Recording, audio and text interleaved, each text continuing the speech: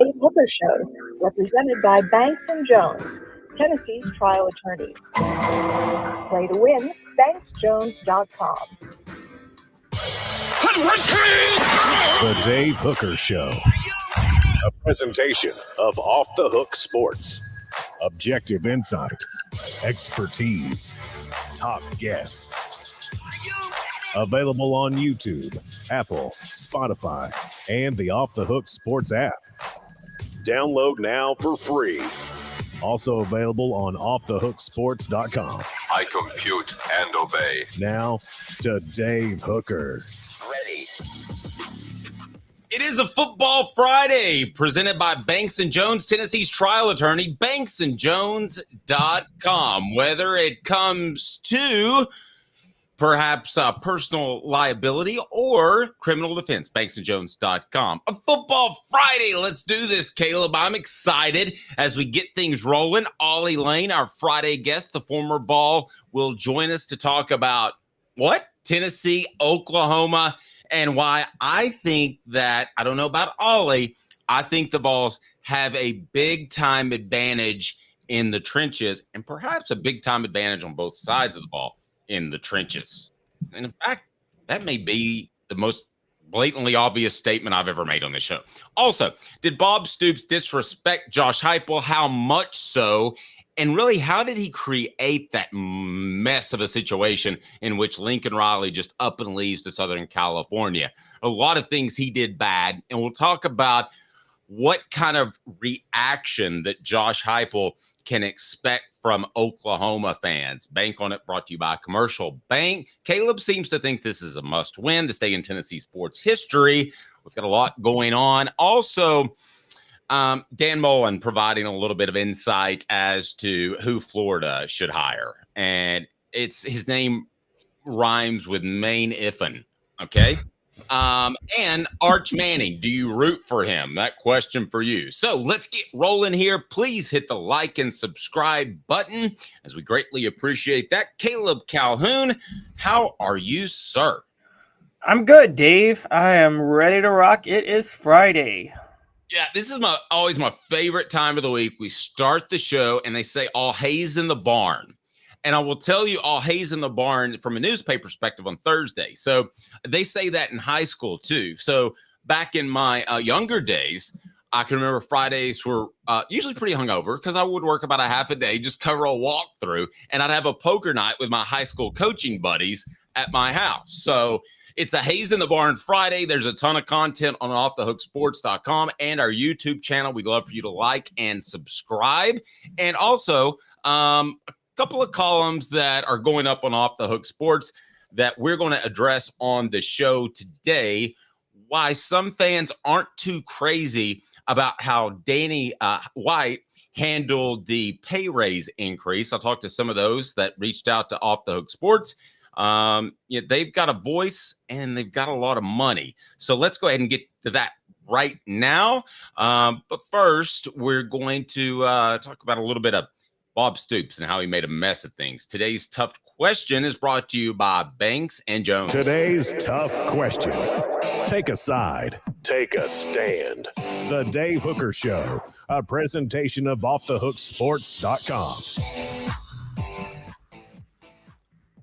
How much did Bob Stoops disrespect Josh Heupel? Well, it goes back more. Did a lot of research. It goes back further than just firing him in 2014.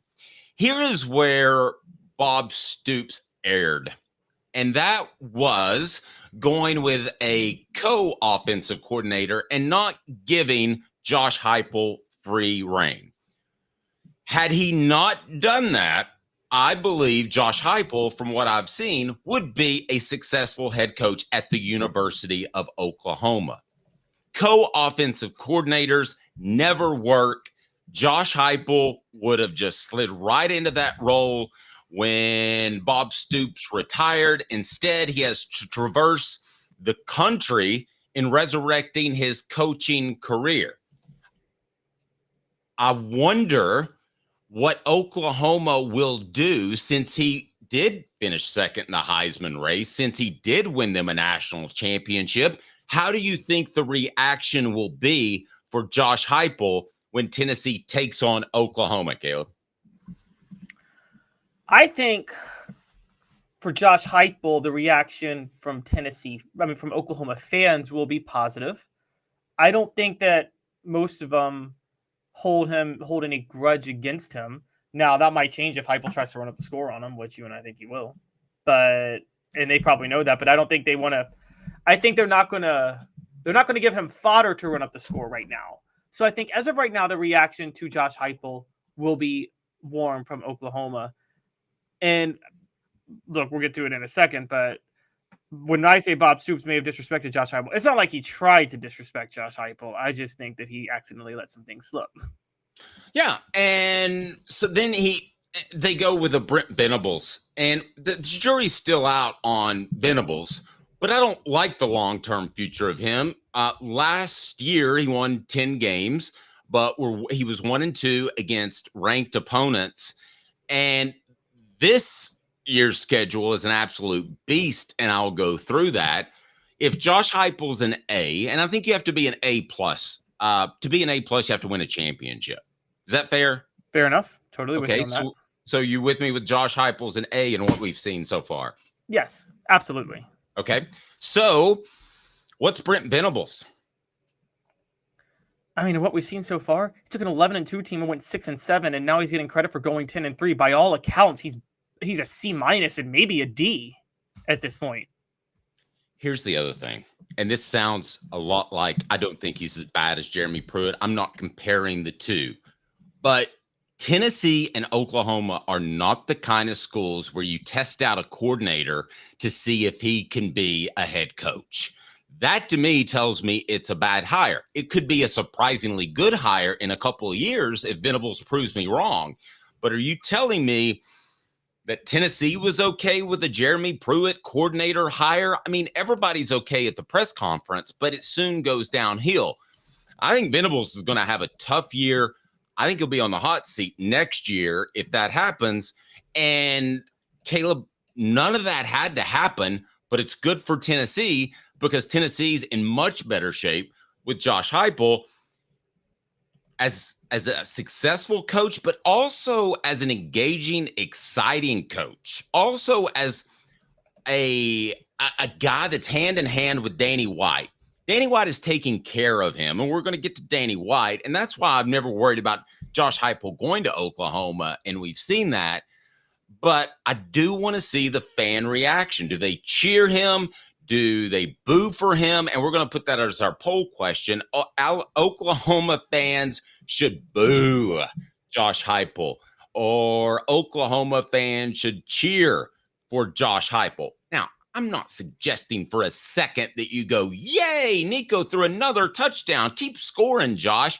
But when they introduce him, you should cheer. Does Oklahoma have that much class, Caleb? What do you think?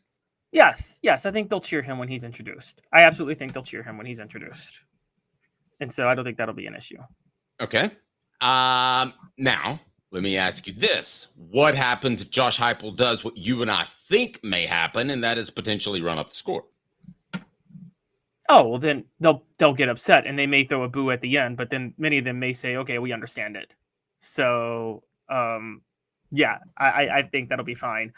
But I wanted to get to what Bob Stoops was saying about Josh Heupel, because on Twitter, Bob Stoops, for those who, we didn't talk about this earlier in the week, but Bob Stoops basically released a statement of how his statement was that he wasn't going to make a statement, guys.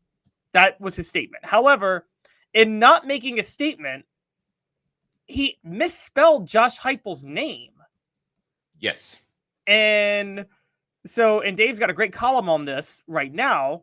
But he says, Bob Stoops' statement was, I have great respect for both coaches. I'm grateful for their great work here at OU. Brent as a coach here for 13 years, including our national championship. Josh is our national championship quarterback and coach for 10 years.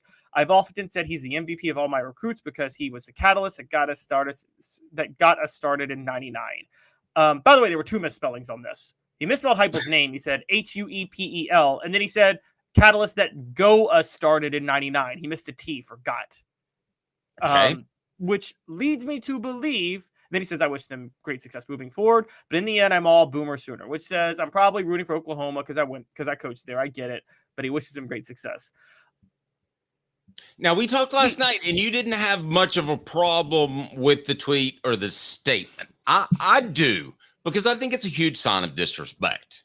And hit like and subscribe if you agree, especially hit like. And we'll get that as a poll question. But tell me what you think about the misspelling. And so it either tells me one of two things. He didn't write the thing, which is common in public relations and statements you see from people, or he just really didn't care and threw it together. That, to me, either way, is incredibly disrespectful of somebody that won you a national championship, coached and played for you for nearly 2 decades.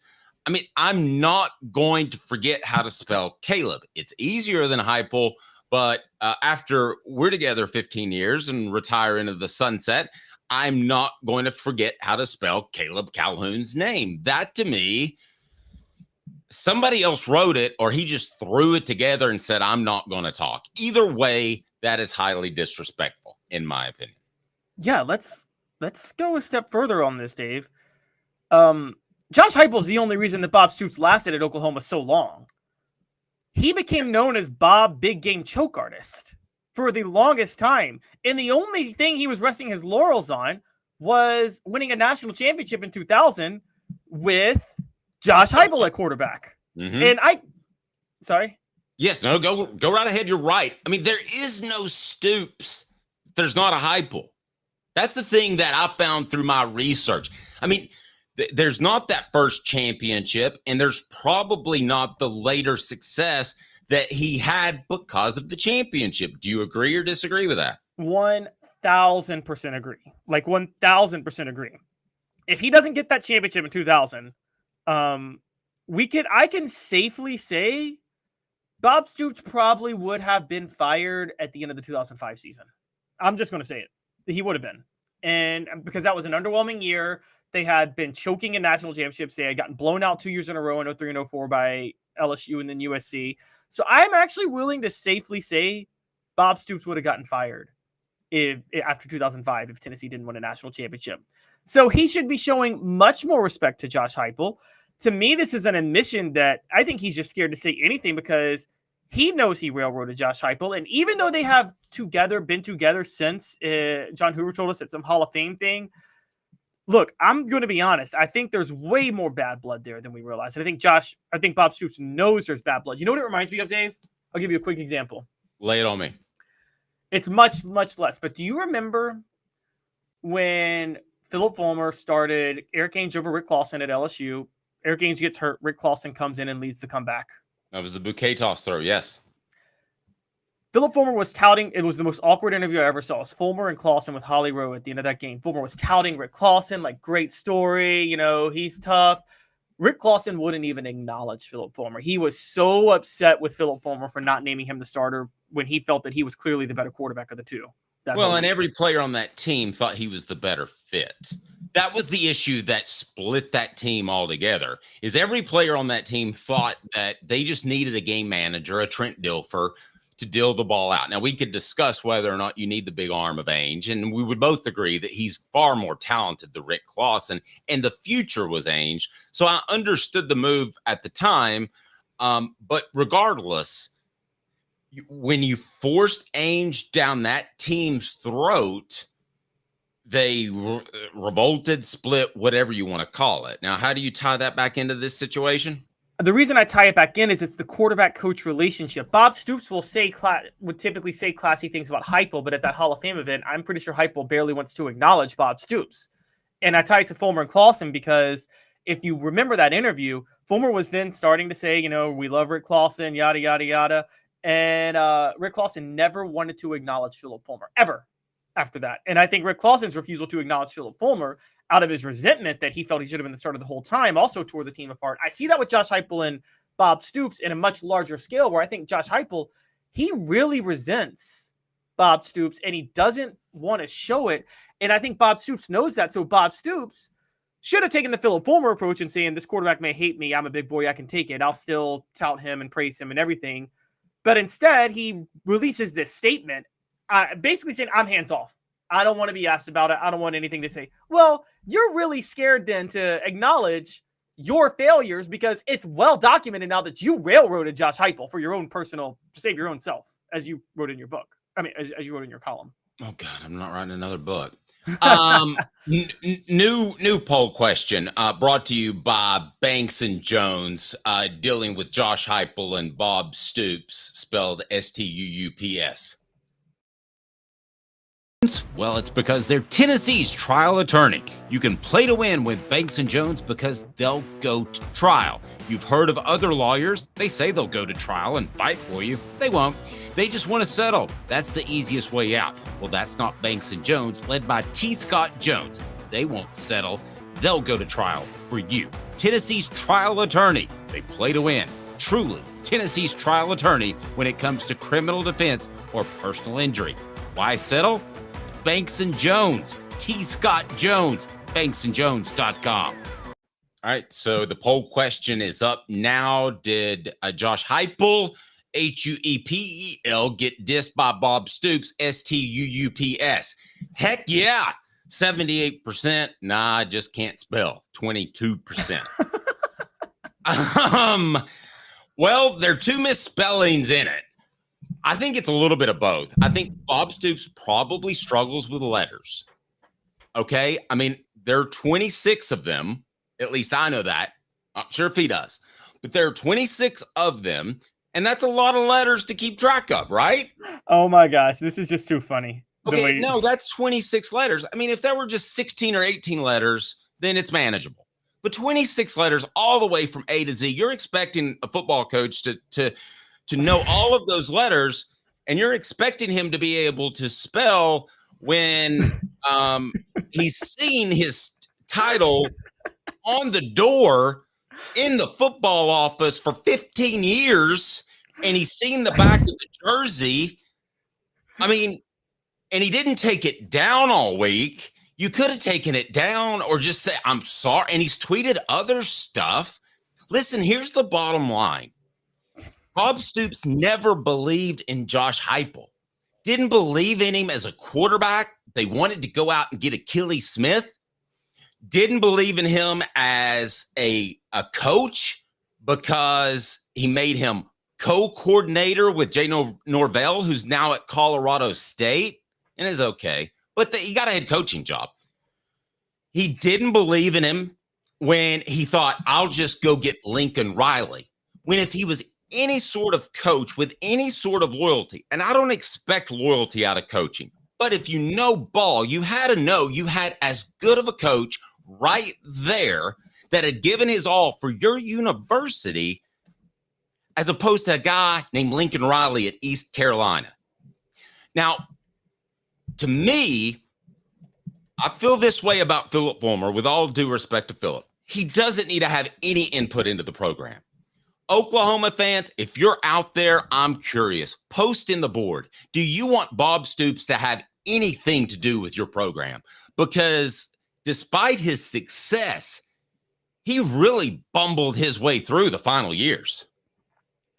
Oh, he absolutely screwed it up. I would say this too, and here's where it was a really big, a giant bumble.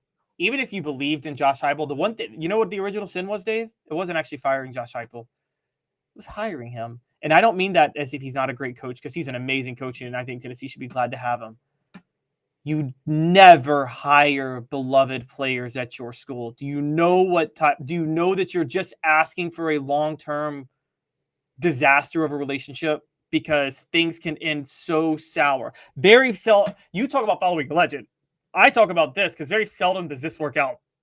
I mean, we're talking Steve Spurrier at Florida. Okay, legend at school, was very successful. How many Spurriers are there, though? There's roughly one. Exactly. Literally I literally cannot think. That's why everybody wanted to bring back Peyton Manning as a coach. Good gravy. First of all, he wouldn't take the pay cut for extra work. Second of all, I don't know that he can coach because a lot of those guys hold themselves to such a high standard that they get frustrated when other guys aren't held they don't hold themselves to the same standard. In other words, Michael Jordan, I don't think was a good GM or teammate for the Wizards. I think the one exception I would give you that has had great success and has gone on, especially Josh Heupel, who's an overachiever, would maybe be Larry Bird, who was Executive of the Year, Coach of the Year, and Player of the Year. I mean, and that's not for the Celtics. No, and it was a little bit different too, because Larry Bird was more of I would trust LeBron James too, because those guys as wing players get players all involved, whereas Michael Jordan is an assassin and just demands everybody come along with him. I don't know if what I said makes sense, but I actually mostly agree with you on this. And mostly, what's your issue? No. I do mostly agree. It depends on the makeup of the player. Here's the issue with Peyton Manning and Michael Jordan, why they can never be coaches. It's not actually that they can't understand why people aren't as good as they are. They understand that. It's that they are so driven, they are so motivated, they can't understand why people aren't as motivated as they are. I mean, Jimmy actually told the story one time. I think you know about it, Dave. Jimmy Hyams tells a story where Peyton was seen hauling like 2 giant trash bags one day around campus, and it was just tapes he was trying to get into the film room to study like everything he possibly could over Christmas break.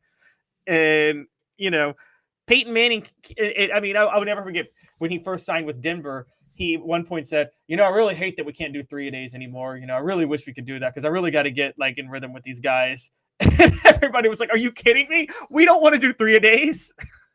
Yeah. All right. So I just, after doing the research, I got a lot less respect for Bob Stoops than I did previously. And I'll be honest with you, I didn't have any strong feelings, but I got to be honest with you. He just mishandled this whole situation.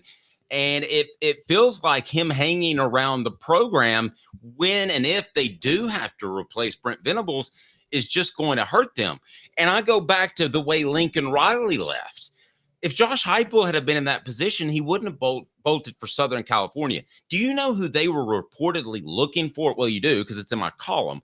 Who they were reportedly looking at as replacements for Riley, who pulled a Lane Kiffin on them and left without really giving any sort of warning whatsoever. They were looking at Shane Beamer, Mark Stoops. It's a laughable list. And Cliff Kingsbury in the NFL. I mean, 3 guys that we could argue whether or not they'd be successful at Oklahoma, but I think we can all agree they have glass ceilings. They might get to 9 wins, but they're not going to win you national championships, right? No, not at all. They will not. No, they're not winning you national titles. And Mark Stoops knows that. That's why he's staying right where he is at Kentucky. He's got this. Was it John Adams who told us he's got the sweetest gig in America, doesn't he? Got a pretty sweet gig.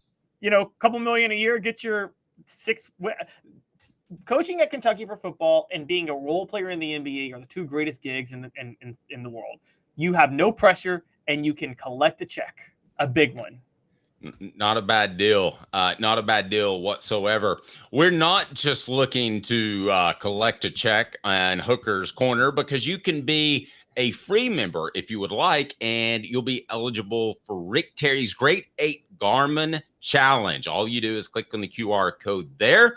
And if you're a paid member for just $9.98, you get the increased recruiting coverage. You also get more interaction with me and Caleb Calhoun.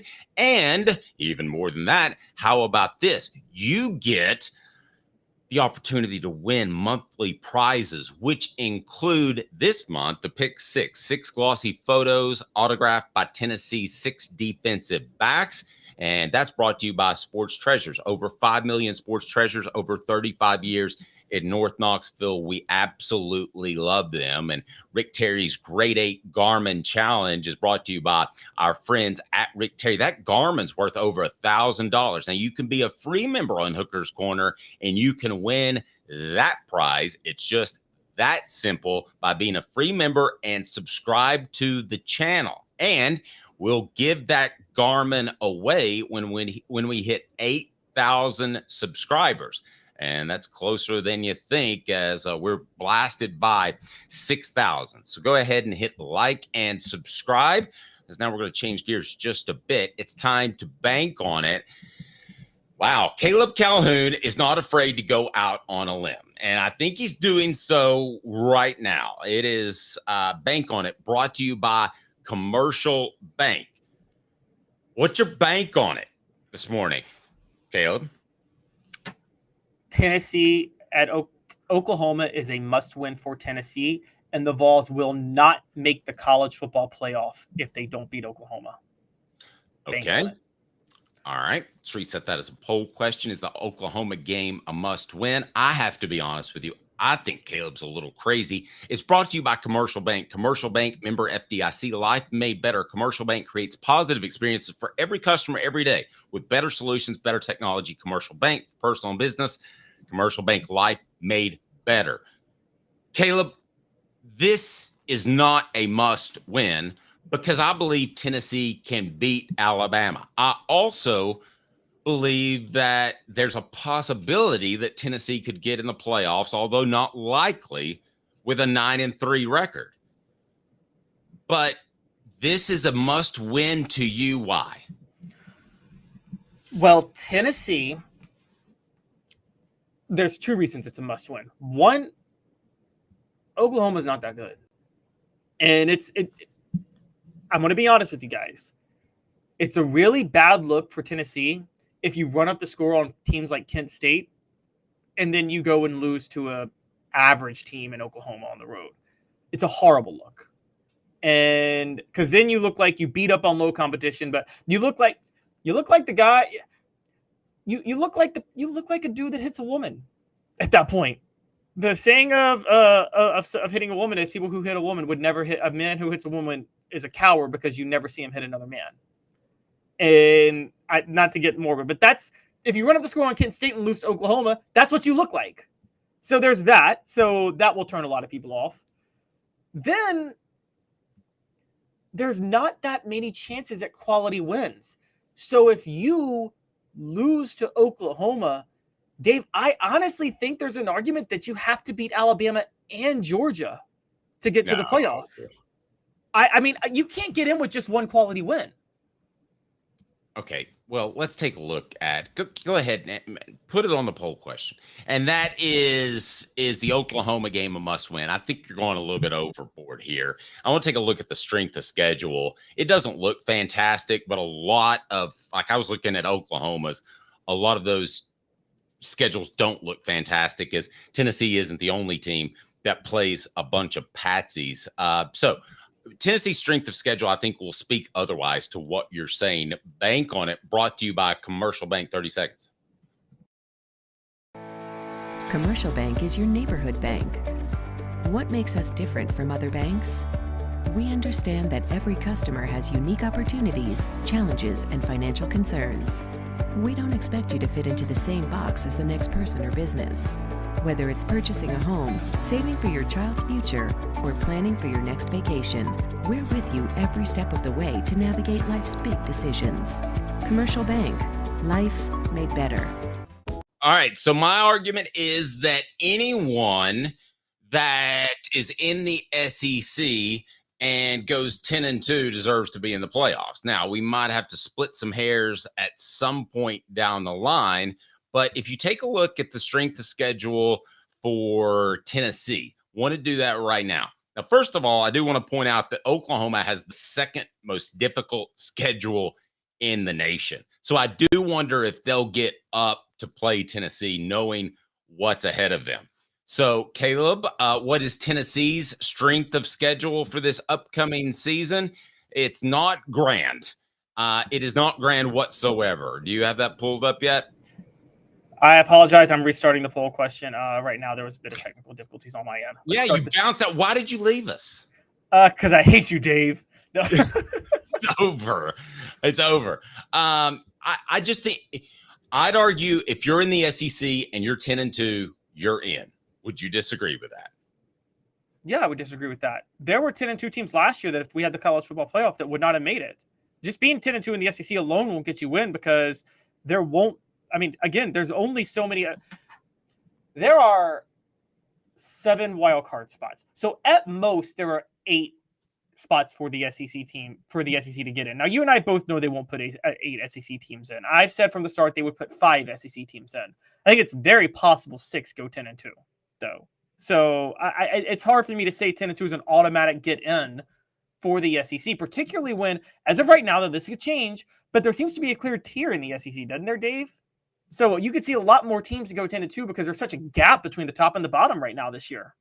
Yeah, but there's going to be some upsets. Don't you think Kentucky's going to upset somebody, or do you think they played their best game last week against Georgia? I mean, I think they could upset somebody, but I got to pull up the schedule to know who they could upset, because I can tell you this, it won't be Tennessee because they never beat Tennessee. But, I mean, who would they play that's an upset? You know what I mean? My contention is this, Caleb.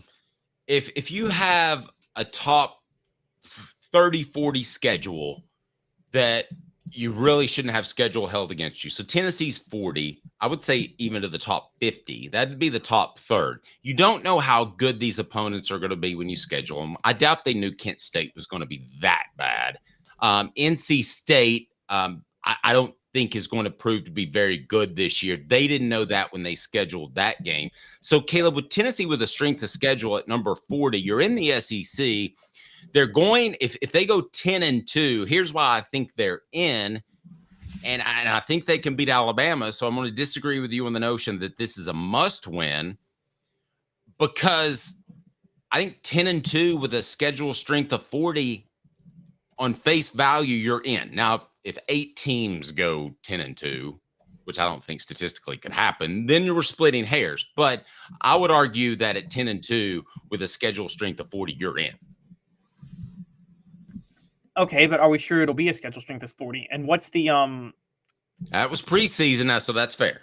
Yeah, what's the standard for a schedule strength of 40? You're right. Preseason, I probably thought Tennessee would have about a 40 ring strength of schedule, but Dave, I'm not sure NC State's getting 6 wins this year after what I've seen from them for 3 weeks. That's no longer the Dave Doran program that goes for 9 wins a year and finishes in their top 25 and everybody's happy. That's a program that looks like it can go 5-7 or 4-8 in the ACC. Agreed. And it's a program, too, that spends money. So Dave Doran might be looking for another job before too terribly long. Obviously, he's ranked this year. I don't think he's going to be in the hot seat, but they're spending a lot of money in basketball based off a source I talked to before that. So they're going to spend a lot of money in football. It's just a matter of time. So the poll question is? The poll question is Oklahoma a must-win for Tennessee? And I think they're siding with me, Dave. 79% say yes, Oklahoma is average. 21% says no, they're a ranked team at home. Our fans, as always, know that I'm right and you're wrong. All right. So I don't think this is a must-win. Now, I guess I'm going to argue your side for a second. It's a must-win in that I think Tennessee is a better team. It's a must-win in the sense of Tennessee is riding so incredibly high right now that it wouldn't destroy recruiting, but you don't want that loss at this point of the season, right? You would rather lose down the line when those ties to your current commitments and potential commitments have been strengthened. That's from a recruiting perspective. You don't want that loss. You also don't want to look like you're second tier in the SEC when I think right now most people think you're first tier, depending on how many people you put in that first tier. So I think that would be incredibly negative for the Vols, no doubt about that. But I also wonder if Tennessee loses, it would be for one of a couple of reasons that I don't think is going to happen. One, Nico is not good on the road, which I don't think is going to happen. But Josh Heupel's offense hasn't been good on the road, so Caleb, it would certainly raise that red flag, right? That's the big red flag it would raise. It's another one is if they don't beat Oklahoma, we're going to start asking questions if Josh Heupel will ever have a good program on the road. Okay, two, raising more questions. Two, if they lose to Oklahoma, we're going to ask ourselves, did those 12 defensive linemen get to play because they were such inferior opponents? Do they really go 3 deep? My eye test tells me that they've got about 10 guys that can play against Georgia and Alabama when it really matters. But it's the show me state. It's time to do it. It's Saturday. So I think we would have real questions about the quality depth at Tennessee's defensive line if they don't go out there and play well. 100%. And we think that Tennessee's the defensive line is something that we knew was good going in, though. We just didn't know it was that good. So that would raise some questions. And the pressure's on the defensive line to win this game, because whatever else you think about Nico Iamaleava, and I think he can light it up, I don't think anybody will freak out if he doesn't light it up tomorrow, because, again, Tennessee is playing a very, very good defense at the very least. Not only that, one that takes away the run game, and as we all know, that Tennessee's passing attack is not there in Heupel's system if they can't run the ball. So this is a real, real tough test for Nico. So this comes down to the defensive line being able to dominate in the trenches, and Oklahoma is wrecked on the offensive line. So there's absolutely no excuse for Tennessee to, again, I said this yesterday, and it's crazy, but I think Tennessee's going to go another game without allowing an offensive touchdown. And if they allow Oklahoma, Dave, to, let's just call it what it is. If they let Oklahoma score more than 21 points, there's a red flag, isn't there? Offensively. Yes. In meaningful. Their quarterback in Jackson Arnold, their issues on the offensive line, I think 21's a good number.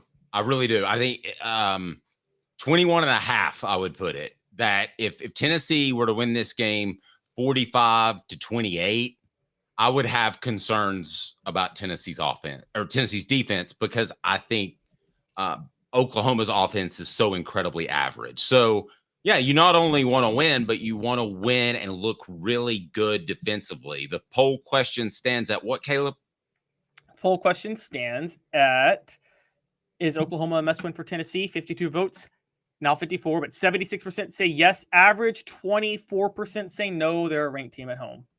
All right. So again, I would like to applaud the message board for agreeing with me. New poll question is Tennessee's athletic director Danny White just too brash? Our poll question today brought to you by Neubert Collision Center.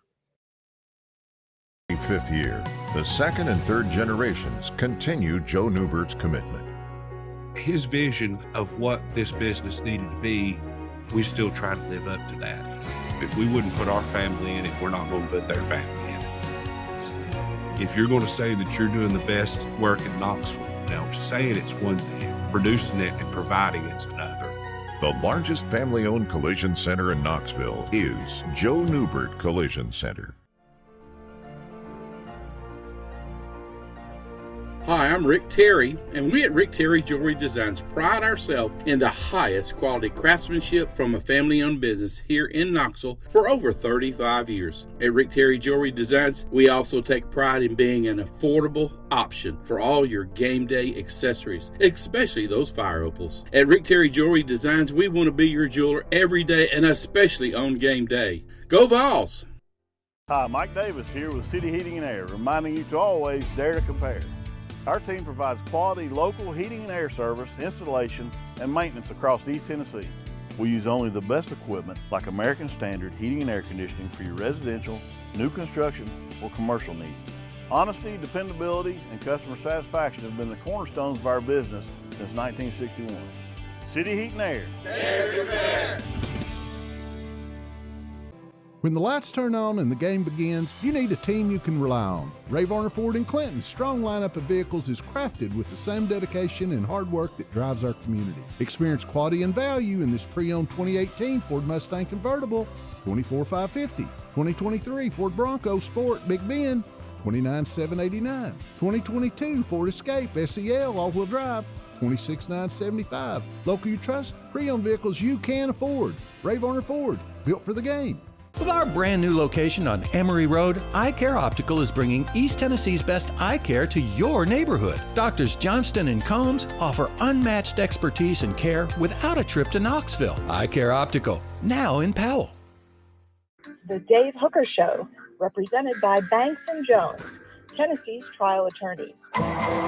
Play to win, banksjones.com. You're listening to The Dave Hooker Show, a presentation of OffTheHookSports.com. The internet is full of pictures of each and every one of you. Available on YouTube, Apple, Spotify, and the Off the Hook Sports app. Download now for free. Is there nothing you people can't do? Also available on offthehooksports.com.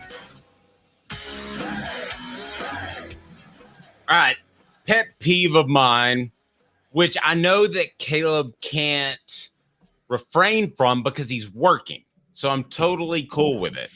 But it's when you look at your phone. But I know that you're working on stuff. I have to do it now because some reason I can't get into the Facebook on my regular computers. So I got to read you some comments as I want to ask the question, is Danny White, Tennessee's athletic director, too brash? And I'm going to read you some of the comments that people have sent me on the Facebook. Caleb, let me ask you, do you think Danny White's too brash? This, of course, coming just days after Tennessee announces a ticket price increase that is packaged as a talent fee that a lot of people don't like. And I want to get to Danny's tweets here in a second. But first, what is your general take? No, Danny White is not too brash. Tennessee needed Danny White. They needed this type of pub. They needed this type of promo. They needed dude to be a troll on Twitter. They needed somebody that was going to make things fun for them, who was going to embrace what Vol Twitter can be when they're winning. Danny White is not too brash, and I think that he has been awesome for Tennessee. Okay, go ahead and pull those tweets up, if you don't mind. And I'm going to read some of the comments on a Facebook page. Be sure and follow and like us on Facebook. And you want to be sure and follow us at OTH Sports Media. And you can also follow me at The Dave Hooker. Caleb, what's your Twitter out there, you crazy cat? At Caleb Calhoun. Okay, good stuff. All right, now let's look at those tweets. And now I'm going to pull up some comments because here's what I heard from some pretty big-time boosters that are older and that I don't fall in line with, but they still control some purse strings. They don't think NIL should ever be a thing. So the packaging it as a talent fee has actually, in some cases, I think, worked against Danny White with some big-time boosters that they have disposable income, they have marketing income, and they make those decisions. Caleb, now, I obviously believe in NIL because we paid Jacob Warren, we pay Cooper Mays, and we love the fact that players are getting paid. So this is not a personal issue. My issue is pull up the tweets, if you don't mind, because I got several messages on Facebook that they weren't happy and about any sort of ticket raise, didn't matter whatsoever. And then Danny White comes out and tweets some of these things, and it befuddles me why he would kind of toy with Tennessee's fan base. Is he the Lane Kiffin of athletic directors, Caleb? Because I've seen several times where it does feel like he is trying to troll Tennessee's fan base or maybe just get them a little bit excited. So we'll get to Caleb and his thoughts on that as we remind you, we're brought to you in part by Ray Varner Ford.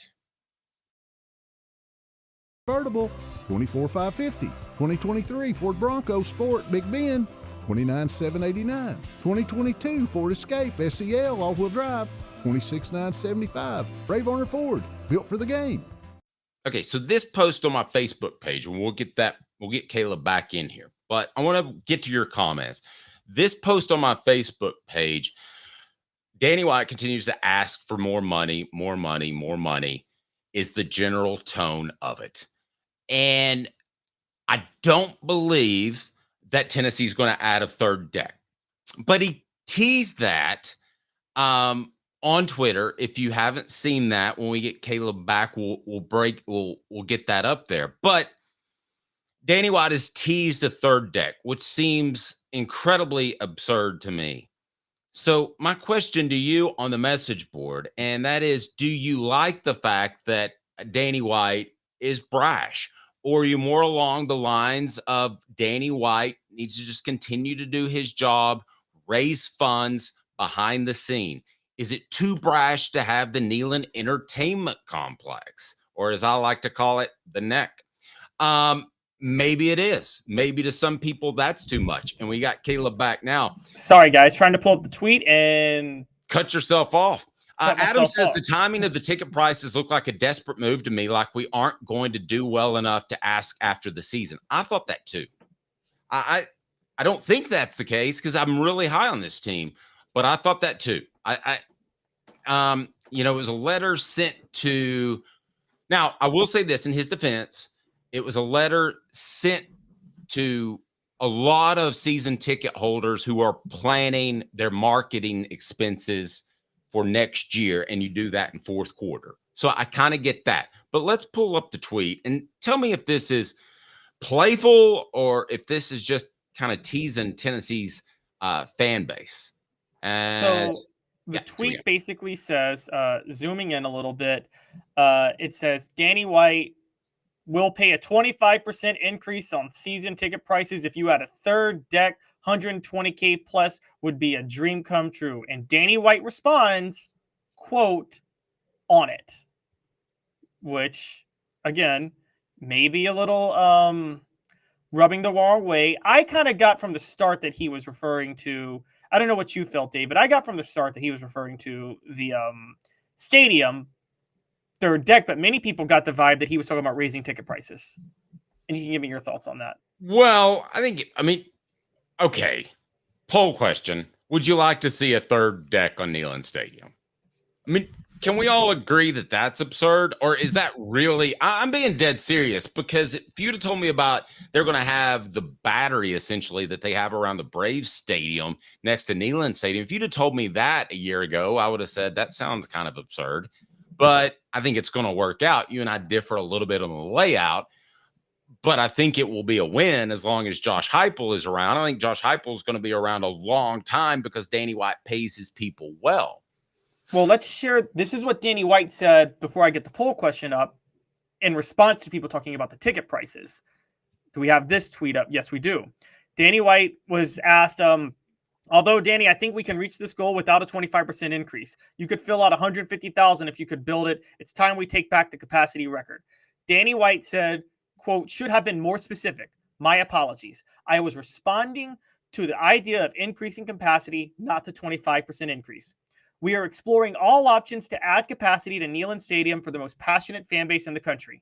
Not sure if it's feasible at this point, but we'll leave no stone unturned in pursuit of solutions. In the meantime, all interested should get on the wait list. That's the best way for us to measure demand. I hate that line. I love his brashness. I love a lot about what Danny White does, but I don't like that line. Which one? Which line do you not like? The last line. Get in line to spend more money. He's saying if you guys want to go spend money, get on the wait list. It's a joke. Stop selling to brokers. Now, can you give me some more background on it? I haven't bought tickets in forever, so I'm not really sure what exactly that means. But and get us the heck off Ticketmaster. Maybe that guys, that you can't get off the Ticketmaster. Like, I don't know if y'all know the story. This is it's a blatant antitrust violation. I don't know how it held up in court for 10 years, but it's finally breaking up. A Ticketmaster and Live Nation merged in 2010 that basically allowed them to set the prices and the venues for every single event held across the country. That's why tickets are so expensive that even artists don't want to charge what they charge for tickets, but they do it because Ticketmaster sets the venue price. And it is a clear antitrust violation. Ticketmaster is an evil company. I'll say that straight up, but there's nothing you can do about it because everything has to go through them now. They have cornered the market and they've monopolized it. So Tennessee, I totally disagree. I don't mind, Dave. I think Danny White's having fun with fans. I don't think he increased season ticket prices but again, it's a certain class that owns season tickets. Let's call it what it is. He didn't increase prices on students beyond what market rate usually calls for anyway, or average people getting single game tickets. He increased season ticket prices, which are expensive as heck to begin with. If you're trying to raise money somewhere, do it there. I'm not about to lose sleep if when you're trying to raise money, you're targeting the 1% of the 1%. Sorry, I'm not going to lose sleep over that. Well, I will. I mean, I think there are some people that are upper middle class that are in that area. I don't think you're necessarily talking about people that are worth 7 digits. But you think that's the case? I think it's been the case in college football for a while that you're probably worth 7 digits. One, because it's not just buying the season tickets. To donate. You got to donate. You got to donate a lot to get on that list. So if you got to buy the season tickets and you got to be a major donor to the university. Who that's not in the 7-figure or at least high sixes isn't doing that? Yeah, it's expensive. It's pricey. Will Tennessee build a triple deck on Neyland Stadium? That's going to be our new poll question. I'm putting that down right there. Really, I'm posting it now, Caleb. It's not as ambitious. I don't know about structurally, but it's not as any more or less ambitious than the Neyland Entertainment Complex. So while I think it sounds absurd, I don't completely rule it out. Okay, so the reason I think I'm ruling it out is because of Danny White's last tweet when he said it made the feasibilities in question. That's basically, he wouldn't say that unless he knew it wasn't possible. Look, guys, they've been having to take out seats for about 10, 15 years now because there were safety issues, major ones. Do you remember, Dave? I guess it would have been in the early 2000s. If you were filing out of Neyland Stadium, you were like in human to human line, like bumper to bumper traffic, and just slowly walking out, right? Yes. And the problem with that is if there's a fire, if there's a tornado, if there was anything, you were stuck in that stadium. And they had to make a lot of adjustments for that. You had a third deck. That problem still exists unless you give everybody a parachute under their desk and they can fly out of it. And so, I mean, that's really the big problem. Also, have y'all ever been hungover and sat in the upper deck in the sun at a Tennessee game? I guess that would be the south end zone. Fair. Do you know what that's like? And do you know what it would be like if you added a third deck for those people? Well, it would cover the people underneath. Yes, exactly. But the ones at the top would be even worse. I'm sorry. It would be a disaster. It would be an utter disaster. You can't do it. You can't do it, guys. I'm sorry. I will check the poll question on that. Hemp House, the premier hemp dispensary online with a wide variety, great selection, strict standards to ensure you only receive the best in CBD or Delta products. Hemp House chat with 2Ts.com. Hemp House chat with 2Ts.com. Use the promo code HOOK for 10% off. HOOK for 10% off. Poll question. Will Tennessee build a triple deck on Neyland Stadium? No doubt. 3%. Probably not. 72%. Heck yeah. 24%. So that means almost 100%, 97% of our thousands and thousands of viewers / listeners think that this is a realistic possibility. It's not, guys. I'm sorry. It's not a realistic possibility. It's just not. I mean, it's cool. I would love to see it too. It's not happening. There's going to have to be new technology that allows for it. My wife was an architecture major. I'll ask her if that's feasible. Well, I can remember having a fire marshal tell me that there was an entire side of Neyland Stadium underneath the press box that was decayed, and he was a fire marshal, and that they needed to fix it pretty quickly or is going to come down. I don't know if that was true. This guy could have been insano, but I will tell you a couple of loud times I got a little bit scared. I'm not going to lie to you. And we worked on the story. Yeah, it gets a little shaky there, doesn't it? Yeah, we worked on the story. I don't think it's even structurally possible. I don't either. But, we have to be realistic with people sometimes, Dave, and they don't like that. Okay, this day in Tennessee sports history. I'm not saying, okay, new poll question. What would you rather see? The Neyland Entertainment Complex. Let's assume both are possible. Adam says it's always feasible. More steel. By the way, if you want to super chat, it all goes to Quincy Calhoun, Caleb's son, college fund. And I keep it away from Caleb because he has a gambling problem. I don't have a gambling problem, although Quincy's college fund may like my first 3 weeks of betting, he's lost a lot of money. Oh yeah, Quincy's going to looks like Quincy's going to have to go to trade school, guys. Community college near you. All right, so Caleb, new poll question: what's cooler, the Neyland Entertainment Complex or a triple level on Neyland Stadium? I'll ask you that question. I think that's a pretty tight one right there. Hound Dogs of Knoxville champions look good in orange. Go to hdknoxville.com, hdknoxville.com. Hooker poll question. No, we're not going to call it that.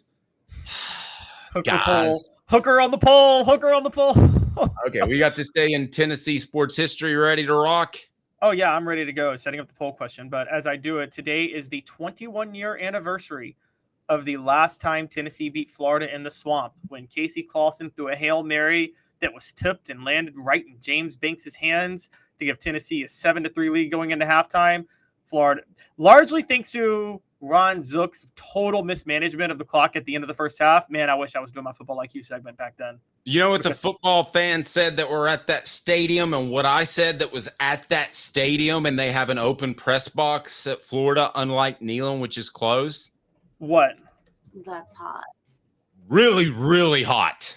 It was very hot. Did you see Fulmer sweating through his collared shirt in that game? Yes, a local radio show host who was also a bigger guy constantly referenced his booby sweat.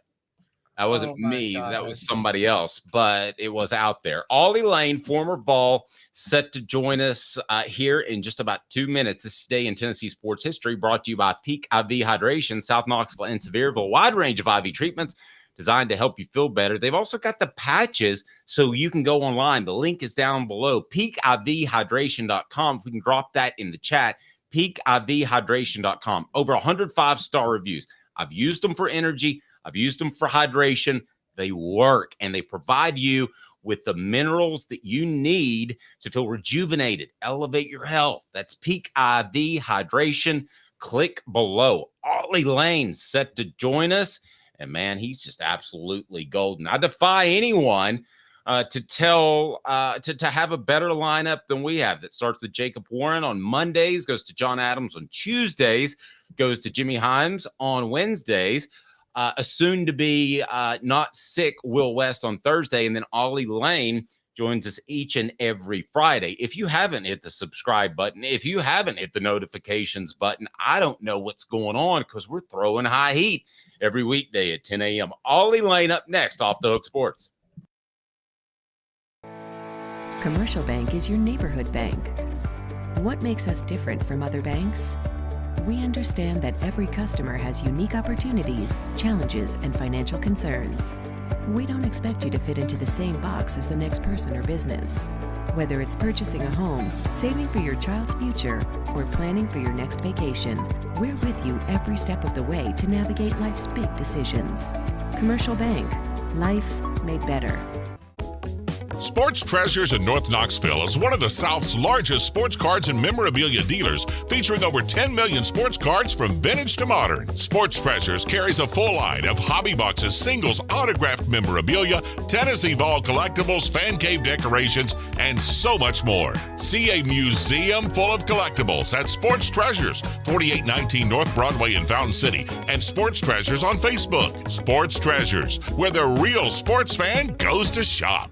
When the lights turn on and the game begins, you need a team you can rely on. Ray Varner Ford and Clinton's strong lineup of vehicles is crafted with the same dedication and hard work that drives our community. Step up your game in this 2025 Ford Explorer 4x4 Active, $46,529. 24 Ford Big Bend Bronco 4-door, $40,949. 24 Ford F-150 Super Crew 4x4 STX, $46,214. Local you trust, performance you can afford. Ray Varner Ford, built for the game. If all the natural beauty around here looks a little fuzzy to you, you may want to consider LASIK vision correction from the Campbell Cunningham Laser Center. Now with 2 Sevierville locations to serve you, East Tennessee's best eye care is more convenient than ever. Now in its 45th year, the second and third generations continue Joe Neubert's commitment. His vision of what this business needed to be, we still try to live up to that. Joe Neubert Collision Center. Why don't you shut the hell up? That is absolutely the wrong button. Ollie Lane sitting there thinking I'm an idiot. Here we go. The Dave Hooker Show, represented by Banks & Jones, Tennessee's trial attorneys.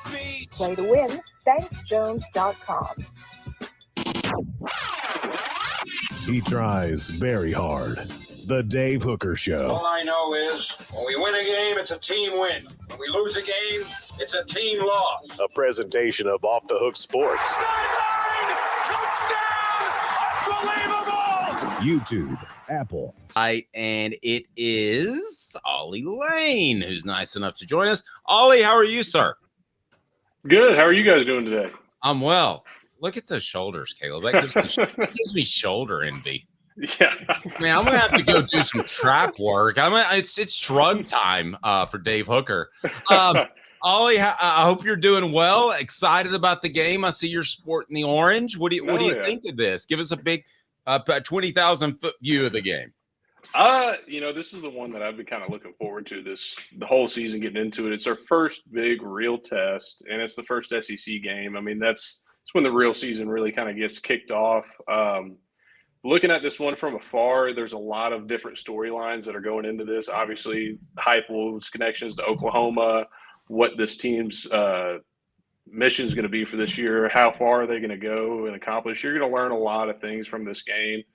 And I think the biggest takeaway that I'm hoping to see is just how aggressive and powerful we're going to be throughout the rest of the season. I think this one, just like the Florida games played all those years before, this is like that first, it's your first test, and then it kind of sets up how the rest of your season is going to go. Normally those years back in the day when we'd beat Florida that first SEC game, that kind of sets us on a trajectory to have a very successful season. And so I think this is now going to be that new game that's going to set the tone for what the season is going to be. Ollie, help me. Have you been to Oklahoma? I have not been to Oklahoma. Okay. Then let's move on.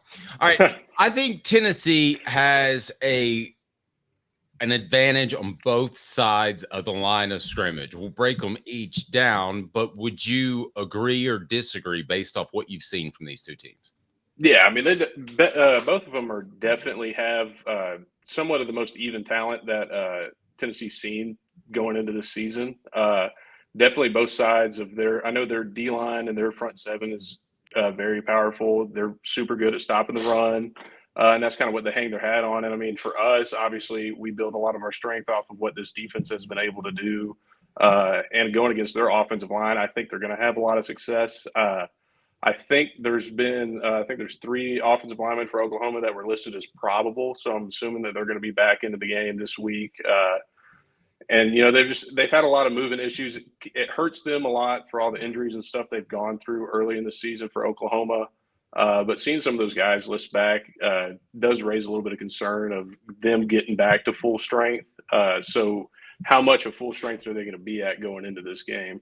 Let me jump in there for just a second. Hit the like and subscribe button now, because you said something that interested me, and that is Oklahoma's offensive line has been beset with injuries. They at one point were playing their third string center, and I think they tried their best to get through the games that they got through, and Tulane gave them a little bit of a scare, but get through those games and be healthy for the Tennessee game. So let's pretend they're all 100% healthy, which they're probably not. As a big guy, once you get hurt, you never really get 100% healthy. Yeah. But let's pretend, just from a chemistry standpoint, not having played together, how much of a factor can that be in their efficiency? Yeah, no, that's going to play a huge factor. Obviously, the more comfortable a group of 5 guys get to go out and play with each other, they're going to have more shortened communication, more effective communication, and be able to work together better because they already know different techniques and stuff that they want to use in combination, like on combo blocks and stuff. So, I mean, it's hard for them that their first real game of, if they all are back, getting to play together again is going to be a very tough opponent for them to go against, because they're not going to have that time to really develop the relationship there. It's like, we got to go now. We'll figure out the other stuff as it goes. And, sometimes that works, but most of the time that's going to cause more issues, more lapse in protection, and a lot of leakage. And so I think for them, even if they are fully healthy, I don't know if they're going to be able to really put out a full product in the amount of time that they've had to really play with each other. Going from last year, having to replace all those guys, that in itself is a feat. Now having to do it with 3 guys out, don't know when they're coming back or if they're coming back, that makes it even more hard to get something consistent out there. Yeah, so I'm sorry. No, it was good stuff. Good. Ollie, speaking of the trenches, though, we got to go over to Tennessee side because as these guys are a little injury report, Heupel's playing a little bit of gamesmanship, as I'm sure is no surprise to you, having played for him for 3 years. No. But is listing Lance Heard as questionable right now. We don't know if he's going to go on Saturday. Mm-hmm. I know you're close to the guys, so I know you'll be as nice as possible, but how much trouble is Tennessee in if Lance Heard can't play left tackle for them on Saturday, given Oklahoma's pass rush? I'm going to be honest. I'm pretty sure that he's going to be playing in the game. I'm not too worried about it, but at the same time, even if he's not, I think you got Dane Davis, and I think Dane Davis has been a strong force for you. And, I mean, you might see some issues come up, but, I mean, for majority of that game, he's going to be rock solid, and there wouldn't really be much of a drop-off that would be noticeable between the two. So I think you're secured there, even if he doesn't end up playing, because, like I said, Dane Davis has been putting a lot of good tape out there to begin this year. And I think if it gets to that point where he has to play, he'll continue to do that.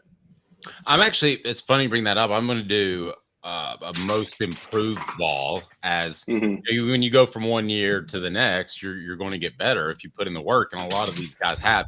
And Dane Davis was right there. He's going to be at the top of my list when I write that column. And he just seems to me, I'm one of the guys that stares at the offensive line like a goofball, but he seems to me to be a I don't know. His movement seems much more efficient now. He seems more comfortable, and I think he's a little bit stronger. But I imagine he's always been pretty strong. Yeah, no, I mean, he's always been a pretty strong guy. But I mean, just me personally knowing Dane, I mean, he's my next door neighbor now, so I get to see him all the time. There you go. But I mean, he's one of those super motivated and into the details kind of guy. He breaks down every single play, knows every single position, just like I did, and I think that helps him a lot.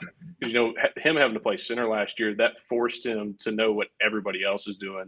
So now when he's at his position, he already knows what the guard next to him is doing. He's got all that extra information that not everybody that's concerned about just what their job is. Now you know what everybody else's job is, and it helps your job become a lot more easier, helps the communication part easier. And I mean, Dane's just a guy, he takes everything serious and doesn't try to even look for shortcuts. He takes the right path to get to what he wants, and it shows in his performance.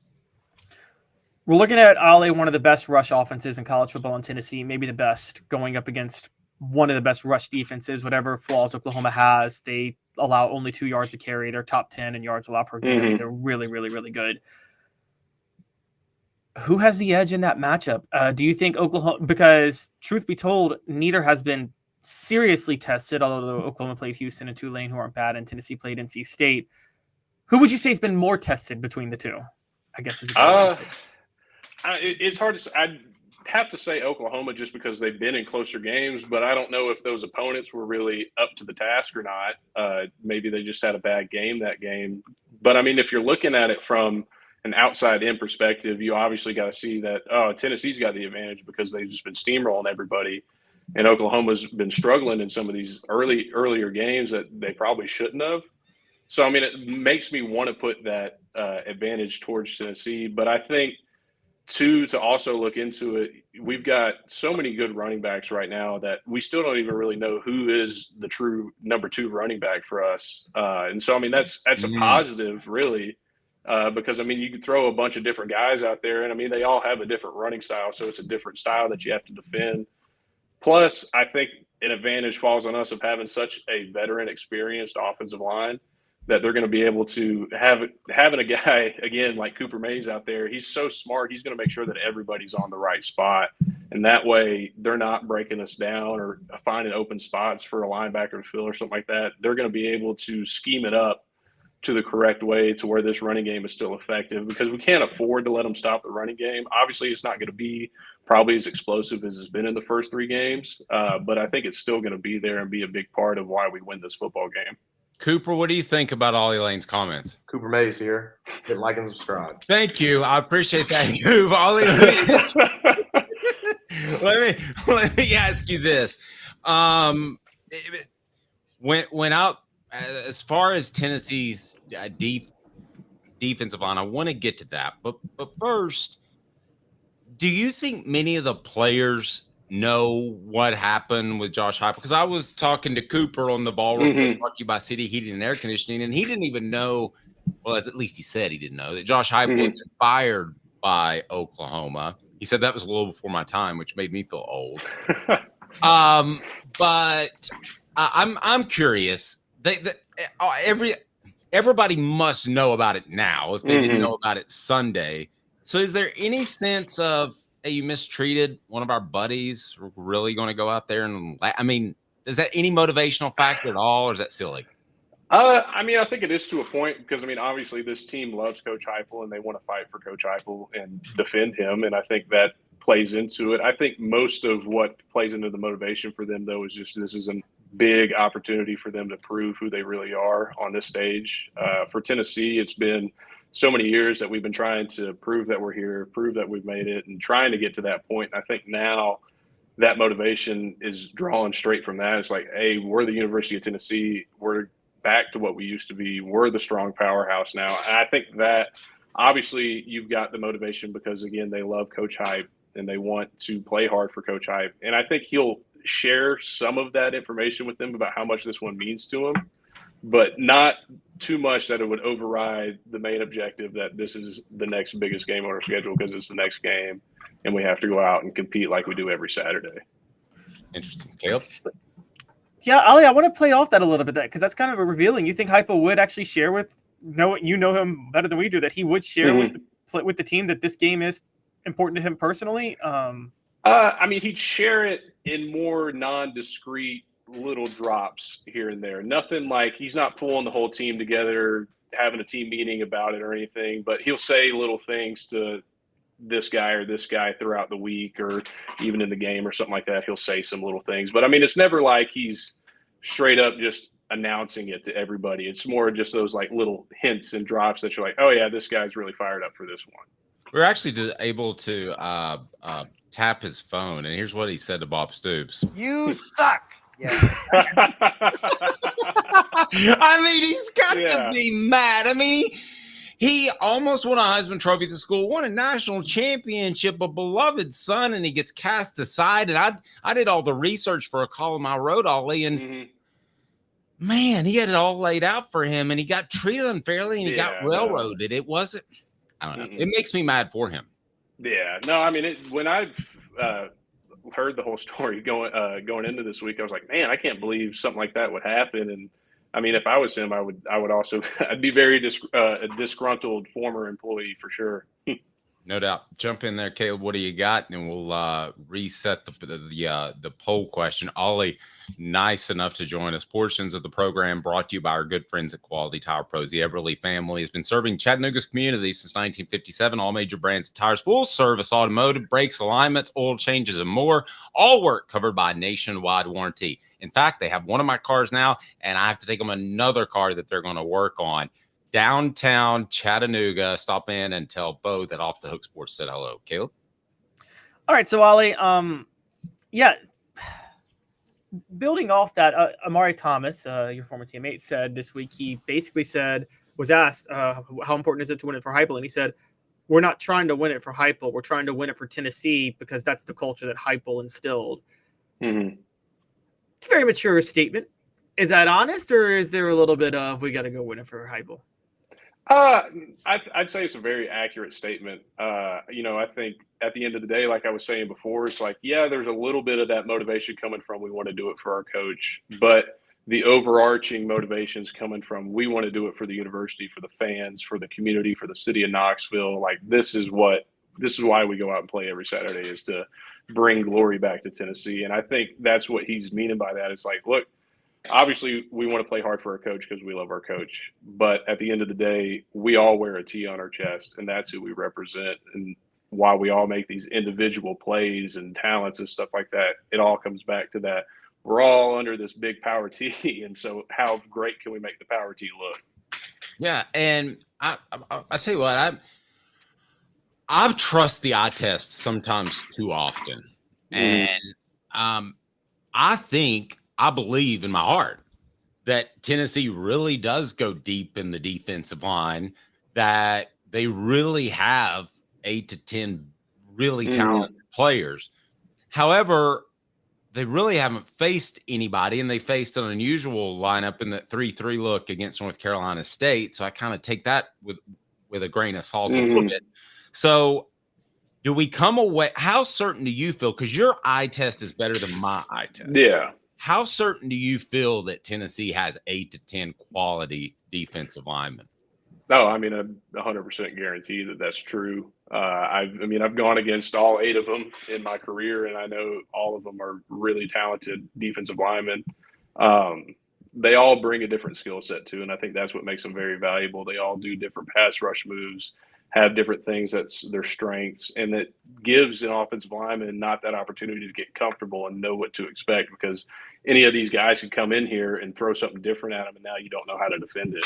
You've got to keep, as an offensive lineman, keep changing your technique based on these guys. And for us, it's like, well, we got this guy's fresh, getting a little tired. Now we're bring this guy a different look. He's fresh. Now he's tired, bringing the other guy. He's fresh. It's just a constant rotation. I mean, no one on that D line should ever really be winded, because the next man up is going to come in and bring that same physical attributes that the other guy was bringing, and then bring a different skill set along with that. That's just at the same level or at par with where we need it at. Yeah, so Ollie, do you think this game tomorrow, given how good the teams are on the line, we keep talking about on the line, and a lot of people in Vegas are even starting to suggest that this could become a defensive slugfest, which nobody predicted at the beginning of the year. Do you see a defensive slugfest, or do you see Nico Eberle and Jackson Arnold just in a dogfight, in a duel? I feel like close to prediction time. I like this. I think the way this game is probably going to play out is it's going to be a little slow to start for both teams. Obviously, we're going to have a little bit of stumble on our feet, I think, at the beginning, with it being the first road game for Nico, getting really, truly used to that. But honestly, I don't see it being a close enough to call it a super close game by the time the fourth quarter rolls around. I think we're going to start hitting our shots and hitting these big plays. And honestly, I think our defense, if they can corral the legs of Jackson Arnold, are going to be more than fine. Obviously, they've got 2 big wide receivers coming back this week, hopefully, maybe for Oklahoma. So, I mean, we'll see if they bring a real big difference to what this offense has been able to do so far. But the Oklahoma offense hasn't looked overly impressive. And I mean, in games like this, it's either going to roll, it's a shootout, or it's a defensive fest. And I don't see their defense being able to hold us back from making it into a shootout. Okay, I want to reset this as the poll question. I'm going to let you out of here. Do you want to give us a score prediction, Ollie? Yeah, I mean, I'm thinking the final score is going to be about 42-17. That's my plan. I said 42-13. Now, my question is, and I've been all on it, Ollie. I'm usually not good, but I've nailed the scores so far this year. But, Ollie, my question is, if it's 35-13 or 17 that you say, and there's 5 minutes left and the game's in hand, does Josh Heupel tack one on? Yeah, I mean, if we're moving the ball, we're scoring. It is what it is. I mean, I can recall back to, was it 21 against Missouri? 22. It was there. Yeah, it was 22 against Missouri. And we're down there. I get in with the twos with Joe and them, and we're moving the ball. There's like a minute or something left in the game. We could knee it out, but we're on like the 15 maybe. You go to the sideline. Heupel's like, yeah, just go and put this one in.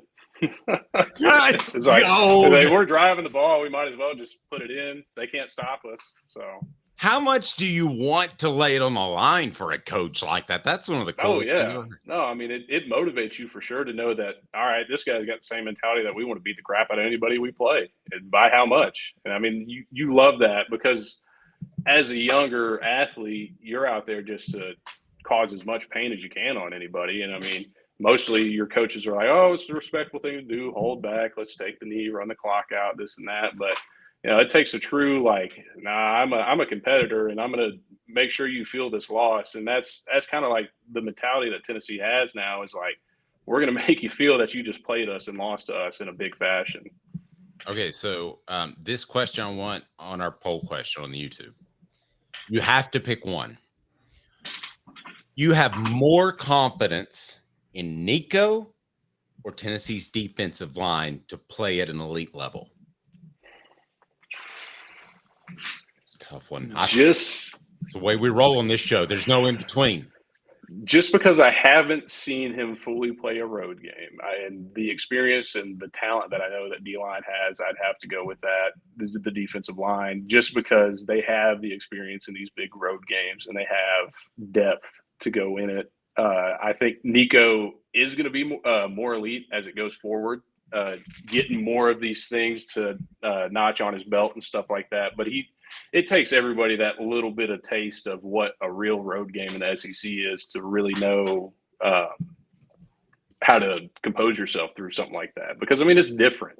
It's a lot different to be even, he traveled every game last year, but he wasn't playing. You hear the stands, but you don't know what it's really like till you're out there in the field in the mix of everything. What was your first road game like that you were actually playing in and a part of the game plan? I think it was 21 at Missouri was my first SEC start, and that was a road game. So I think that was like the first real taste I got of. I think the first real I can't hear anything loud taste was probably 22 at Georgia.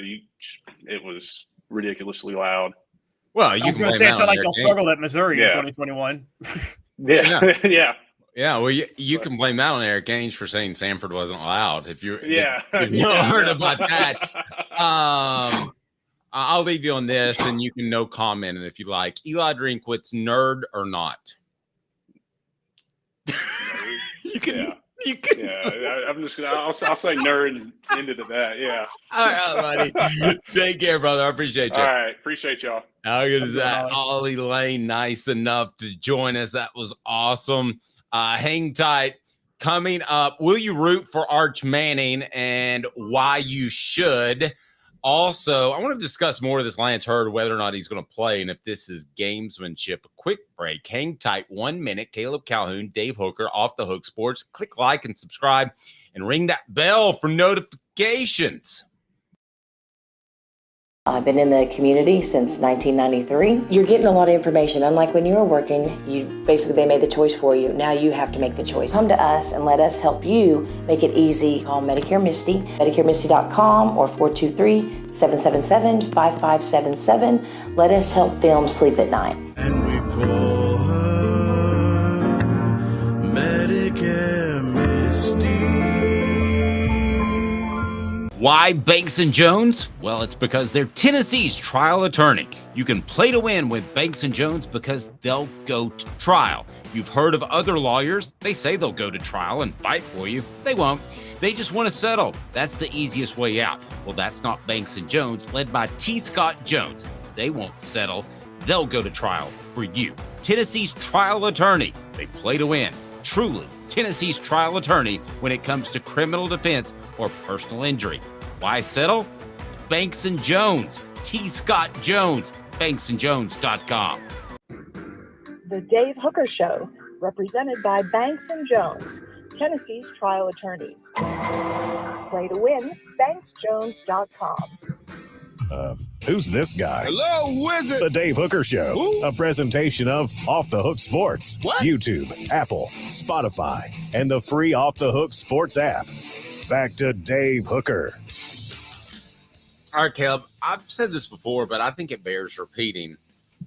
First, let me ask you on the poll question, who do you have more faith in? Is it Nico or Tennessee's defensive line? So you want me to answer that now? Yeah, go ahead. Yeah, it's on the poll question, but you give me your answer. If you had to pick one. I mean, it's Tennessee's defensive line because I'm sure of Tennessee's defensive line. Nico is the high risk, high reward, and I'm taking the risk side. Like, I know there's a floor of Tennessee's defensive line. Does that make sense? You think that they're at least going to be a B+. Yes, there's no way that they're not going to be a B+. I think Nico Iamaleava is going to be an A to A+. But it's also possible that Nico Iamaleava has a C performance. There's no way the defensive line has a C performance in this game. That's not happening. I have more faith in Nico. Tell me, and here's why. I go back to that Citrus Bowl in his first start, and there's every reason for his talent and his competitive nature to say, I'm going to try to put the ball in windows that I shouldn't. I'm going to go against what I've been taught. And he never did that. He never did that. So that to me showed a different level of maturity.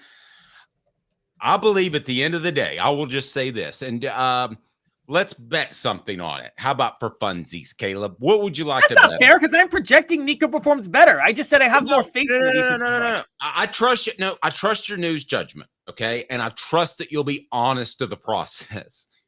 Okay. So I want to make a friendly wager on whatever that might be. We can decide on this. And that is,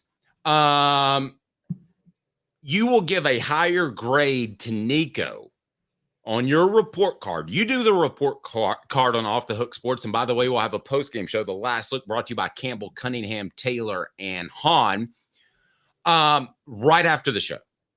So you do a report card. I want to bet, guys, give me an idea of what we could bet on, that he has Nico with a higher grade because he'll hold his journalistic integrity. I know he will. He's not pompous like those people at Missouri. And he'll hold his journalistic integrity. He won't say, I control this bet. He won't fix it. He's not Tim Donaghy. I believe you'll do the right thing. So what's the friendly bet? Suggestions on the message board, as I'm going to win and I want to see Caleb do something goofy. We'll get suggestions on the message board. You see, here's the thing, Dave. I don't think you're putting me in a position because I think I will give Nico a higher grade too, because let me just be honest with you, Dave. If Nico throws for 250 yards and 2 touchdowns, good performance, right? Yes. And the defensive line holds Oklahoma to 3 yards rushing per carry and gets 2 sacks. Good performance, right? Mm-hmm. I'd give Nico a significantly higher grade in that regard because Nico, the degree of I grade on a curve. And so degree of difficulty is much higher. Nico is facing 2 NFL cornerbacks in an elite pass rush. And whatever you think of Brent Venables, a defensive coordinator that disguises coverages really well. What is the defensive line facing for Tennessee? They're facing the most makeshift offensive line I've ever seen. Okay. They're facing a group of 5 offensive line, not a power 5 offensive line. Yes, I think that you're facing. Well, it's better than that. I mean, it's not a group of 5 offensive line. Right now it is. I think it is right now, honestly. We're still trying to come up with ideas of what Caleb can do when he's wrong. I'm not engaging on this bet. Dave is like one of those, like, he's just going forward. So this bet we agreed to, I'm like, when did I ever agree to it? I just thought it was Hey, kind Dave, of Dave, I'm making a bet with you that Penn State beats Kent State this weekend. Now that Dave has bet that Kent State's going to win, what's our bet going to be on, guys? What should we wager? Let's just assume that Dave bet on Kent State to win. No. Campbell, Cunningham, Taylor, and Hahn will bring you the post-game show after the game, so make sure you have those notifications on. Life is better when you see better. CCTeyes.com. CCTeyes.com. Maybe a dunce hat if we're – oh, you're still not taking the bet. Is that what you're telling me? Yeah. What? I just think you should take the bet. Who thinks that Caleb should take the bet? I'm not – you guys aren't going to get me to take the bet.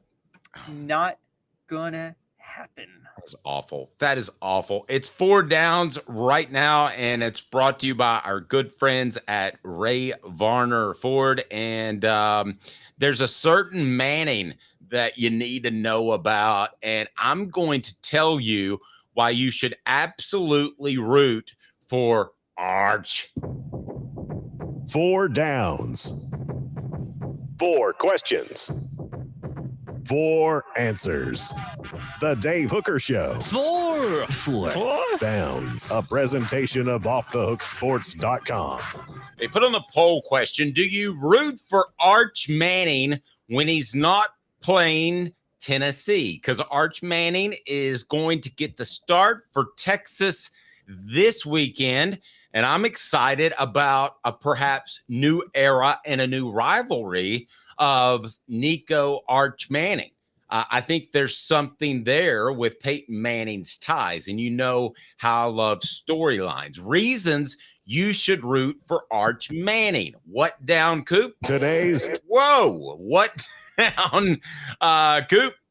I'm still working on that. Coop here, first down. Thanks, Coop. He's a Manning. Peyton did a lot for you. That's his nephew. That's reason number one. I think that one's pretty easy. Yeah, I think that's an obvious one. I found myself kind of rooting for Eli when he was at Ole Miss back in the day. Part of that was also rooting for David Cutcliffe because there's very few people that, as human beings, that are good people. David, as in terms of coaches, David's in my top 3. And that had me rooting for Eli Manning. But I root for the Mannings too. So yeah, that being a Manning is enough to root for him. All right. Adam says, poor Quincy, daddy gambled away his trade school. Yeah, I mean, Quincy's going to be out on the street pretty soon, guys. It's second down. All right. What's the other reason we should root for Arch Manning? Oh, you got to give me Cooper Mays second down here. I did play it. And you were talking at the same time. I'm trying to set up the poll question for you, Dave. Oh. Cooper Mays. Okay. Second down. More mayo coffee, and people think that you'll take the bet. I'm not taking the bet. Nope. Yeah. I don't take bets I don't win. Kudo Sham says he has a gambling problem. Of course, he'll take the bet. Okay. All right, go ahead. I should bet on Arch Manning now just for fun since we're talking about it. Okay, what's second down? All right, second down is the Cooper Manning tie. Guys, I think we all know the story of why Peyton went to Tennessee, and I know any Tennessee fan is grateful that he went to Tennessee, but the story is a very sad one. Cooper Manning went to Ole Miss. Peyton was going to go to Ole Miss to play with Cooper, where Cooper would be his primary target at receiver, and the Cooper got a spinal stenosis injury. And I bet now he'd be able to play football again, but back then the medical technology just wasn't there, so he had to give up football. And so for Arch Manning, Cooper's son, to now be at Texas and balling, I'm like, you had to give up football, but that's a reason to root for his son to do so well. How much money did that neck injury make the Manning family? Why do you say that? Because Peyton goes to Tennessee, where David Cutcliffe is, because of his coaching. He would have gone to Ole Miss, where his dad went otherwise. They realized how great of a coach David is and turned him into one of the best quarterbacks to ever play football. So Eli is going to go wherever David Cutcliffe goes, who gets hired by Ole Miss, knowing that they can get Eli with David Cutcliffe. So I don't think either of the two quarterbacks are as good. I don't think combined they win 4 Super Bowls because David Cutcliffe had that much of an impact on their career. None of that happens if Cooper doesn't have a pain in the neck. Dave, are you telling me that Tommy Tuberville would not have developed Peyton Manning as well as David Cutcliffe? Tennessee center Cooper Mays. What's next? What other reasons should we root for Arch? I think you just disrespected the great offensive genius that is Tommy Tuberville. Okay, so you should apologize. I'm not gonna be mean to Tommy. He's one of the nicest guys ever. Like, he stood around after a walkthrough, and one of the few practices, like one of 3 that I was late to, because they moved the time, and he stood there and did like a 15-minute interview with me. So I'm not mean to anybody that's overly nice to me, and he was. Okay, all right. Well, that was back in like 2000. Go ahead. Third down. The Arch Manning versus Nico Iamaleava narrative is going to be good for both programs, guys. It's going to be really good for Tennessee to have, Tennessee and Texas won't be rivalries every year. They're not going to play annually, but there is going to be kind of a talking points rivalry between them two, like a Cold War, so to speak. And Arch versus Nico would be a great narrative for that. I'd love to see them. They're not going to play each other this year or next year on the schedule. I'd love to see if they could face off in like the SEC championship game or something like that, or a playoff game. It'd be just so epic. This narrative. Wait, why do you think they won't play them next year? I would force that onto the schedule. They already had the schedule's already out. They're not playing. Okay, well, then why can't they do it in 2026? Nico's already in the NFL. Nico's gone. All right, I meant to throw this out. I don't want to get too sidetracked, but nobody thought Peyton Manning was coming back. Is there any chance that he's financially independent and he says, I can continue to get better and I can continue to improve myself? Or does Josh Heupel say to him, just like Lane Kiffin said to Eric Berry, dude, you need to go? I mean, nowadays you're financially independent if you handled your money right. I mean, he's going to walk away from Tennessee with over $10 million. Well, I love that Lane Kiffin said that to Eric Berry, and then Lane Kiffin left too, so he didn't really care if Eric Berry stayed. So I mean, let's just he didn't know.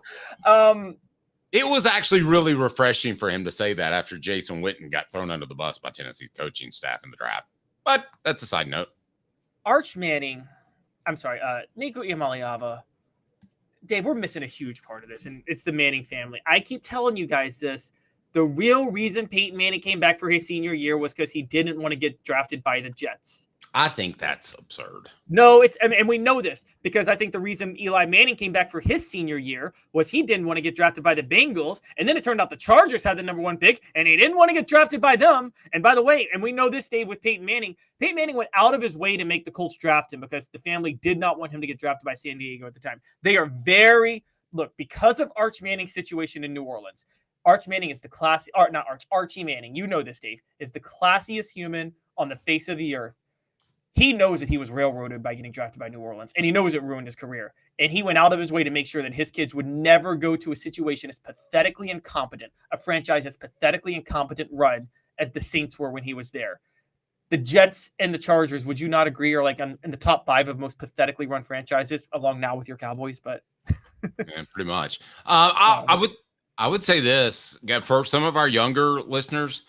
Archie Manning would have been one of the all-time great quarterbacks and way ahead of his curve. I still say if he goes to the Steelers, they win 4 Super Bowls. There's no doubt in my mind they're 4-0 in the Super Bowl. I mean, and if Terry Bradshaw goes to the Saints, he doesn't last 2 years. He doesn't last as long as Archie did. That's a good point. Yeah. Yeah. I mean, if you just flip off those, because he'd get the Jesus beat out of him. Archie was able to miss a lot of people. So where's our poll question stand before we get to 4th down? I'm rooting for Arch. I'm going to be honest with you. Now, obviously, we're going to root for what's best for Off the Hook Sports if that time ever comes. But I would like the story to of this see is but if you're a Tennessee fan, it's good for the Nico versus Arch narrative is going to exist over the next couple of years. You like narratives like that. That helps prop up your program. I mean, this is why it was a mistake for the Lady Vols to nix the UConn series in basketball. That narrative helped them recruit. You know this, Dave. Creating those storylines is huge for recruiting, isn't it? In any sport. Yes. I'll say this. I'm not, with the way the money's gotten now, I'm not going to rule out that Nico could play 3 years anymore. I mean, when you get beats by Dre and that stuff, I mean, if he wins a Heisman Trophy, and we'll have to do some research, and you got to see that he's that good. We're putting the cart about a mile ahead of the horse, but I wouldn't rule it out. I mean, he's a family guy. I think he loves it at Tennessee. I think all that's genuine. I'm not willing to rule out that he wouldn't play a 3rd year. Are you willing to say that it's absolutely not a possibility, or will you give me any percentage? Yes. Well, it depends on because of the support staff we're talking about. It could depend. Maybe Nico takes into account who gets the number 1 draft pick. Someone just asked if the Carolina Panthers get the number 1 draft pick. I'm saying this to every quarterback possible. You should do what Eli Manning did if the Panthers have the number 1 draft pick. They're going to sabotage you. I mean, I actually still think Bryce Young could play if he went somewhere better. Honestly, I don't, because I think his confidence has been destroyed, but that's the Panthers' fault. So we agree on that part for sure. All right. What down? All SEC center Cooper Mays here. 4th down. All right. Record number of people in here. So go ahead and hit that like and subscribe button. We're live every day at 10 a.m. on YouTube. Make sure you got the notifications on. All right. So I think there is a chance that Nico would come back for his senior season, despite what Caleb says. And I do agree with Caleb. It would depend who had the first pick. I think that would be a factor in it, although I don't think it was as much of a factor with Peyton. But we can agree to disagree. The 4th reason why Tennessee fans should root for Arch Manning is? You should root for greatness. And Arch Manning's potential is too great to not root for. Guys, you were combining Archie Manning's athleticism and Cooper Manning's athleticism, which was good athleticism, with the drop back skills of Eli and Peyton Manning. This is basically answering the question, what would Peyton Manning be if he had mobility? Just Aaron Rodgers level mobility. And you might see that with Arch. This is something everybody in the world wants to see. I mean, I want to see it. I know it was University of Texas San Antonio, but did you see the way he ran away from that defense? Just the flat out speed. Now, I don't know that Archie, relatively speaking, in the 70s, had that type of speed, top speed compared to defensive players, but he had that shiftiness and that ability. So it's not exactly like Archie, but it is an athletic Peyton Manning, because let's face it, Peyton Manning would face a whole different set of struggles than he did when he went into the NFL. Oh, he did. And the interesting thing with Peyton Manning was, again, this is what's so weird about Peyton Manning and Eli Manning for that way, because I think both of them are flat-footed, right? So it's just a natural genetic defect where they didn't have an arch in their foot. And it almost sounds like a joke. No, I know, but that's setting me up. Are you like Norm Macdonald? I'm not. No, me up for a joke? No, that's why. Dave, you know the jabbing Peyton Manning always did? Everybody said it was happy feet. No, he was taught to do that to make up for his lack of mobility. David Cutcliffe coached him to do that. Well, no, I know that. You're resetting as you're reading. He wouldn't have to do that if he wasn't flat-footed. No, every great quarterback does that. Not to the degree Peyton does. Peyton's was pronounced because he was such a perfectionist that he wanted to look fantastic. I look at that a lot of times with quarterbacks, and if they reset their feet with their heads. Nowadays, it's not as often with RPO that every elite quarterback does that. What I'm saying is Peyton absolutely had to so he could shift around in the pocket at all. Okay, but I don't think it's because he was flat-footed. No, he was flat. It is. Okay, I'm not disagreeing that he's flat-footed, but I think as many times, I did like over 20 hours of radio one football season with David Cutcliffe. I think he would have brought that up. That's my understanding is he was coached to do. Now, put on the poll question, should I text David Cutcliffe about Peyton Manning's flat feet? All right, I will do that right now. If anybody gives a super chat for Caleb Son's Quincy's college fund, I will actually text David Cutcliffe at this very moment. I don't know if I'll get an answer by the end of the show, but I will text him at this very moment, and I'll say Caleb Calhoun said that Peyton Manning is flat-footed, and that's why you invented the jab step, which I think is what he calls it.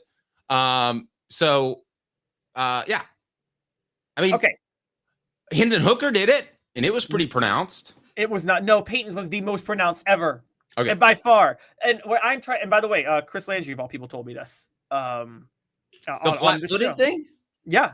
The jabbing was to make up for it. Yes, Chris Landry did. So, I think he just meant flat-footed as in couldn't run.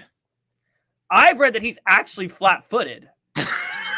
So, Dave, this makes sense. Think about this for a minute. Why would he and Eli not have this level of athleticism that Arch and Cooper and Archie have? That just doesn't add up. Why would he be so ridiculously unathletic? Oh, we got a couple that decided to chip in to Quincy Calhoun's college fund. So I will now text David Cutcliffe and see if he gets back to me before the end of the show. So I'm going to have to look away from the screen and I hate it when I do that because I think it's rude to you guys, but you're asking me to do it. Stat of the day is brought to you by Work Trucks. If we can pull that side up, that would be fantastic. Let me tell you a little something about Work Trucks. They're all about trucks that are actually available, trucks that help you maximize your profits by having the right work vehicle. Now, I love these guys because contractors' time is about money. The perfect work vehicle doesn't break down, has all the space to carry what you need. That's what Work Trucks is intent on offering, while other dealerships just can't do it. Contracting all about time. Work Trucks saves you time with less back and forth trips. Trucks pass the highest standards to be put to work. The process is also quick and easy. When choosing a vehicle for Work Trucks, my goodness, you scrolled so fast. I think we just had a digital car wreck. Cargo vans, utility body trucks with an app-pod work bodies installed, pickup trucks of all sizes, and anything special like cranes or dump trucks. Work Truck supplies vehicles to people like you and get you back on the road. No dealership run around. If you're a contractor, you need to know work trucks. That's a fact. Service industry work trucks.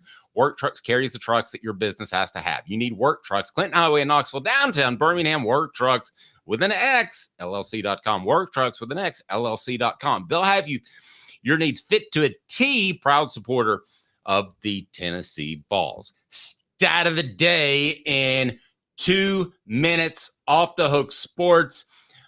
I'm texting David Cutcliffe the most embarrassing thing that I've ever sent someone, but I'll send that right now. Does Peyton Manning have flat feet? Put it on the poll. Back in 2 minutes off the hook sports. 5th year, the second and third generations continue Joe Neubert's commitment. His vision of what this business needed to be, we still try to live up to that. If we wouldn't put our family in it, we're not going to put their family in it. If you're going to say that you're doing the best work in Knoxville, now saying it's one thing, producing it and providing it's another. The largest family-owned collision center in Knoxville is Joe Neubert Collision Center. Hi, I'm Rick Terry, and we at Rick Terry Jewelry Designs pride ourselves in the highest quality craftsmanship from a family-owned business here in Knoxville for over 35 years. At Rick Terry Jewelry Designs, we also take pride in being an affordable option for all your game day accessories, especially those fire opals. At Rick Terry Jewelry Designs, we want to be your jeweler every day and especially on game day. Go Vols! Hi, Mike Davis here with City Heating and Air, reminding you to always dare to compare. Our team provides quality local heating and air service, installation, and maintenance across East Tennessee. We use only the best equipment like American Standard heating and air conditioning for your residential, new construction, or commercial needs. Honesty, dependability, and customer satisfaction have been the cornerstones of our business since 1961. City Heat and Air. Dare to compare. When the lights turn on and the game begins, you need a team you can rely on. Ray Varner Ford in Clinton's strong lineup of vehicles is crafted with the same dedication and hard work that drives our community. Experience quality and value in this pre-owned 2018 Ford Mustang convertible, $24,550, 2023 Ford Bronco Sport Big Bend, $29,789, 2022 Ford Escape SEL all-wheel drive, $26,975. Local you trust, pre-owned vehicles you can afford. Ray Varner Ford, built for the game. With our brand new location on Emory Road, Eye Care Optical is bringing East Tennessee's best eye care to your neighborhood. Doctors Johnston and Combs offer unmatched expertise and care without a trip to Knoxville. Eye Care Optical, now in Powell. The Dave Hooker Show, represented by Banks & Jones, Tennessee's trial attorneys. Play to win, banksjones.com. He tries very hard. The Dave Hooker Show. All I know is when we win a game, it's a team win. When we lose a game, it's a team loss. A presentation of Off the Hook Sports. Touchdown! Unbelievable! YouTube, Apple, Spotify, and the free Off the Hook Sports app. Back to Dave Hooker. This is embarrassing that you're making me text this. I'm trying to do it as professionally as I can. Hey, David, I have an odd question. Someone told me that Peyton actually had flat feet. Any truth to that? I mean, I'm gonna say, I know he wasn't the greatest runner, but was that really a medical thing? Okay. All right. It's sent. All right. Maybe we'll hear back from the end of the show. Hit like and subscribe. And we appreciate those that contribute to Quincy's college fund. What are you laughing about, Caleb? You didn't think I'd really do it? I'm reading Derek's post. Caleb has a Peyton's OnlyFans foot page. What? OnlyFans foot page? What is that? Okay. Oh, yeah. I had somebody call me from Florida that I hadn't talked to in a long time when I said I thought that OnlyFans was a sports site. Until like you and I just started working together. All right. So Peyton Manning, was he medically diagnosed with flat feet? They're like, that is total bullshit. All right. Okay. All right. What do you got stat of the day? This is not a stat you guys are going to like. Okay. But I have to give it to you. What is the record of Tennessee head coaches when they face their alma mater? Oh, I have no idea. 1-10. Okay, break that down. How is that? All right. Well, 3 of them were Jeremy Pruitt facing Nick Saban. Is that fair? Is that unfair, Dave? Am I being unfair? Counting that? That's fair. I'm still trying to get this text just perfect so that I don't sound like an idiot. All right, go ahead. So yes, that's fair. Break that down. Jeremy Pruitt was 0-3 against Alabama. Bill Battle was 1-6 against Alabama. Beat Bear Bryant his first year and then lost 6 straight to Bear Bryant after that. And Doug Dickey coached one time when Tennessee played Florida, and it was the very last game he coached for Tennessee in the Gator Bowl, and lost to Florida at the end of the 69 season. Most people suspiciously believe he threw that game because he took the Florida job very, very shortly after that.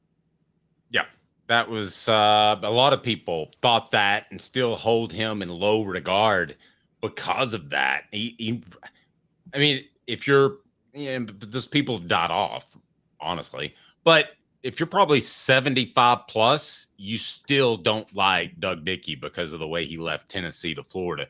The crazy part to me is that they brought him back as the athletic director. Think about how crazy that would be. That would be kind of analogous. Let's pretend for a second that Tennessee needed an athletic director and they called up Lane Kiffin. That also, I mean, how do you sell that? I wondered how in the world they sold that to their fan base. So we're bringing that guy back. Even crazier. Okay, think about this. They bring back Lane Kiffin, and T. Martin is your coach and has been your coach for 20 years, and Lane Kiffin fires T. Martin. Because Doug Dickey didn't just come back as athletic director to Tennessee. They didn't just bring him back. He then fired Tennessee's favorite son, who was their head coach for 16 years and was a Heisman runner-up in Johnny Majors. Now, we talked about that yesterday and everything that went into that, and we think it was probably the right decision. But, Dave, you were around during that time, and I'm sure there were a lot of people of a certain generation that were like, how dare you ever fire Johnny Majors? Yes. No, I agree. All right. So, moving on. Adam, let's bring Butch Jones back as athletic director. Yeah. I mean, what about that? Put on the poll question, who would you least like to have as Tennessee's athletic director? And that would be, let's go, Butch Jones, Jeremy Pruitt, Lane Kiffin. No other. You have to choose one of those. Now, Dan Mullen has supposedly suggested to Scott Strickland that Lane Kiffin be the next head coach of the Gators. I have a lot of thoughts about Dan Mullen and the truth and what he speaks from time to time, but I'm not going to get into that. Do you believe that was actually the case when they instead hired the very detail-oriented Billy Napier? No, I'm just going to say it. I think Dan Mullen is lying here. I think Dan Mullen is, if you guys follow Dan Mullen, he has been doing nothing but troll Florida ever since he got fired, nothing but troll Scott Strickland. This is a way to pile on and humiliate more because he doesn't think he should have been fired. And he has undercut and constantly thrown shade on Billy Napier ever since Billy Napier's been there. And this is just more to that. Who would do that, Dave? Think about this. A coach says, you're fired. And you go, okay, well, let me tell you who you should hire, even though you fired me, though, because I'm looking out for the best interest of the program. What coach would do that? Not fired.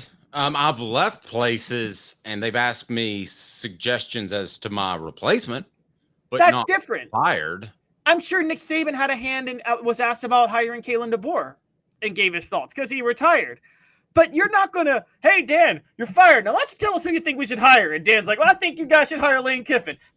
How does that conversation play out, guys? Come on. Well, okay, you bring up a good point because I was going to argue the other side, but I'm with you because he's not going to say that walking out the door. And let's be real honest. Scott Strickland, this is the problem. Yeah, he's a former sports information director, which is fine. But typically those aren't the people that you hire to be in those roles. Is that fair to say? You hire your best fundraiser, your best administration guy. You don't hire the guy that sets up interviews. Okay? That doesn't seem analogous to be the AD at the University of Florida. So that was the problem. Scott Strickland, even if he was told that, didn't have the power and the gravitas to be able to pull that hire off, because Lane was still at the time, I don't think he is anymore, but Lane was, kind of like spoiled goods. Now I think he'd be a great fit at Florida, and I will go ahead and bet you that he's the head coach there for the Gators next year. Well, remember, this Ole Miss team under Lane Kiffin, I think this was his second team, they did go 10-3 and lose the Sugar Bowl. So I think that they had enough evidence to hire him at that moment, and they should have hired him. And he would have been a much better hire than Billy Napier. But now it looks more obvious. And I think that's what's so weird about it. It's like you pick the most obvious hire, and then you said, I told him they should have made this hire. And I mean, Dan Mullen just last week sent out a tweet of how making fun of Florida on like how long they're trashing them for how long they're keeping Billy Napier and how they fired him after one mediocre season. By the way, all fair. I'll say this much.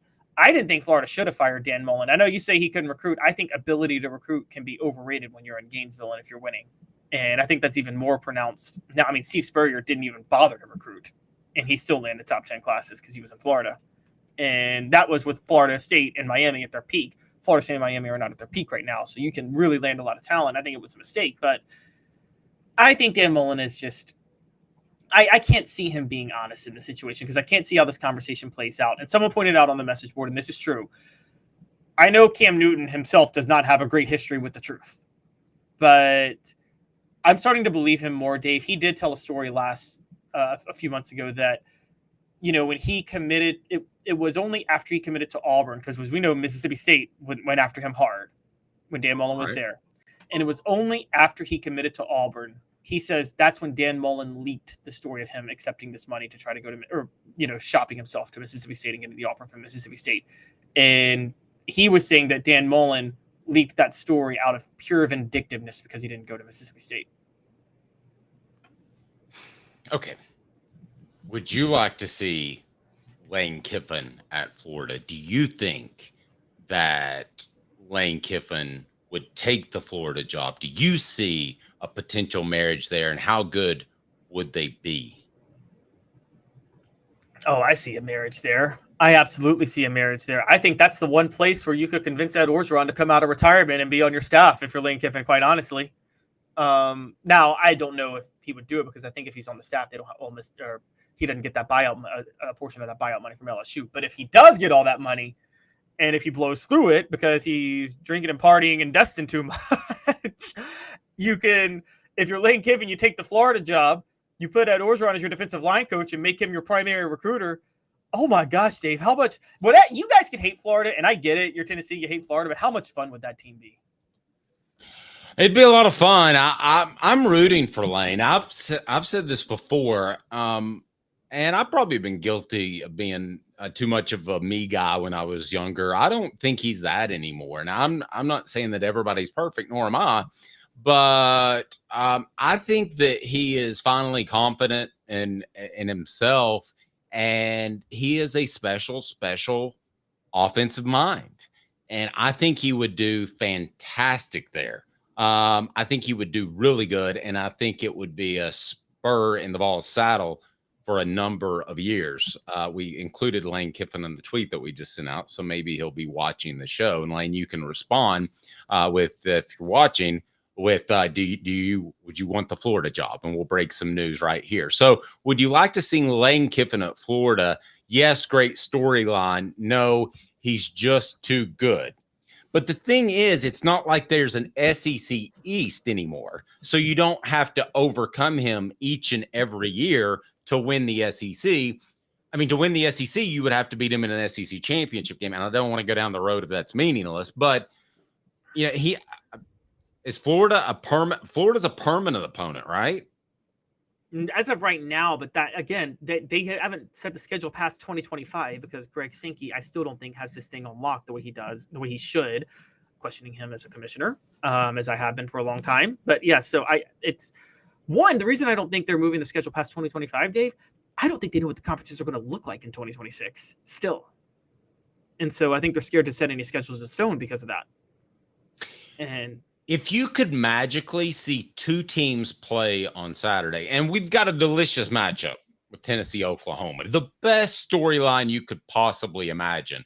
To me, that's number one. Josh Heupel goes back to Oklahoma. But if you could line two teams up and play tomorrow, I would argue that the most entertaining with the lead up and all that would be Ole Miss and Tennessee playing on Saturday. And I would take that over Georgia, Texas. I would take that over any other rivalry you can come up with. I would love that. The only one that would be close would be Tennessee, Texas this week since Arch Manning is playing for Texas. Yeah. That's a good point. Yeah. But, you bring all this up. It's obvious Lane Kiffin's gunning for a job like that. And I'll tell you guys this straight up. Don't you think that's because Lane Kiffin's as good of a quarterback? Actually, I don't know. You tell me, Dave. I think Lane Kiffin's a better quarterbacks coach than Steve Sarkisian. I think they're both good, but I think Lane Kiffin actually gets the edge if you're a quarterback and you want to get developed. Well, after what I've seen from Jackson Dart this year, and I can't say enough about him, I'm going to agree with you. So if you're Arch Manning, you could go to your alma mater to play for the coach that we think is better at developing, but you choose Texas. The only reason you didn't go to the Manning Law School in Ole Miss is because you don't think Lane Kiffin's going to be there within a year. Well, I don't think the Mannings and Kiffins probably see eye to eye on a lot of things, including the way he left Tennessee, right? Yeah, that's true. That does well. That's a very good point. That doesn't jive well with the way he left Tennessee. I don't think that would work out. I'm sure they tried. I'm sure he tried to recruit him. But remember, the Mannings and Ole Miss didn't see eye to eye on things, particularly given the history of Archie in Tennessee until Peyton Manning went to Tennessee. No, that's true. Our poll question: where do we stand? Okay, so our poll question is: who would you would you like to see Lane Kiffin at Florida? No, he's just too good, 67%. Yes, great storyline, 33%. I'm sorry, guys. I like the storyline. I get it if you're a Tennessee fan and you're worried about it, but I like fun SEC storylines. I live for it. I do. Look, Ed Orgeron at LSU. That and your gambling problem. Exactly. Ed Orgeron at LSU was great because he was a Louisiana guy through and through and just fit the culture, even if he couldn't maintain it. I now want to see Lane Kiffin and Ed Orgeron, not at Florida, but I want to see him at Miami. So about that. I want to see Lane Kiffin as the head coach of Miami. I just want to see them on a staff together like they were at Tennessee, Dave. Lane Kiffin and Ed Orgeron. Build the most entertaining staff in college football. Let's just do this real quick. The funniest staff. Yeah, I'm up. Well, Lane pretty much did that in Knoxville. I had a great lunch with Jacob Warren at Asia Cafe. That was awesome. Treat yourself to authentic Asian cuisine, handcrafted from guarded family recipes. 5 locations to choose from. AsiaCafe.org, AsiaCafe.org. And again, they've got that 6-to-1 Brazilian Cocoa Energy Booster Premix Instant White Coffee, the golden label bag with the Lim family right there on it. You can get it at Asia Cafe. It's soon to be in retail stores near you, AsiaCafe.org. All right, so we've done the stat of the day. So, Caleb, if you had to bet, which you often do with a gambling problem, would you bet that Lane Kiffin is the head coach at Florida next year? I'll give you this option: no bet, bet a car payment, bet a mortgage, or bet it all. This is difficult for you. You're thinking about this. No bet. And I'm going to tell you why. What? No bet. Because Lane Kiffin's a bit of a mercenary, and Florida has issues that go so much deeper than who the head coach is, that Lane Kiffin is smart enough to know he's not going to a good situation. And I also think Lane Kiffin don't want to get burned again. He went to USC, Dave, and then he got stuck in a really bad situation that he wasn't prepared for. And he's not stupid enough to make that decision again. And that would happen with Florida right now because of how incompetent their administration is. Also because the LSU job may be opening up.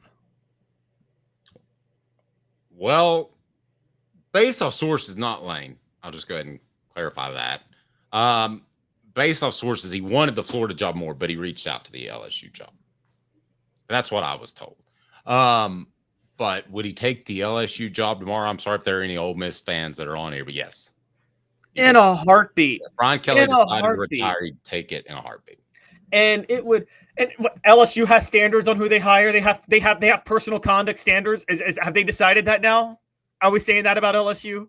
Now let me ask you this too. Yes, I guess. But let me. They've never had that before. Well, you can't knock the hire though with Brian Kelly. That seemed like he was just a few talented defensive linemen away from winning a national championship at Notre Dame. So I don't knock that hire just because they didn't hire Lane. I don't think that was the decision. I think they went out and got a good coach who's underperforming, which is another argument. But here's another thing that I was told by a very good source, and that was Lane Kiffin, who, again, I'm going to defend him, guys. I know for a fact that you think he's just about me, but I don't think that's the case anymore. I mean, everybody's about themselves to some extent. But I was told that he didn't want to take the Auburn job because he didn't want to move at that particular time because of his family, and they liked the Oxford area. Now, if you would have told me that in 2015, I would have laughed out loud. But now I kind of believe it. Do you buy that? Yes, Auburn is not. Auburn is a. No, that he's making decisions. No, that's not the question I was asking. That he's making decisions that are based off of his happiness and not just this internal quest, which he'll always have to be as highly respected as his father. That's his drive, and I don't blame him. His father was a great man and a great coach, and I don't know if you can do that at Ole Miss. I don't know that you can win a championship there. So I'm asking, would he weigh those external things above just winning a championship and benefiting his career? Yes, but that's why I was trying to finish. It depends. Like if it's Ole Miss and he's happy there versus Alabama, he's probably taking the Alabama job or the LSU job. But the reason I said Auburn is Auburn's only marginally a better job than Ole Miss. It's a better job, but only marginally. And guys, and people get mad at me for saying this, and I'm still going to say it.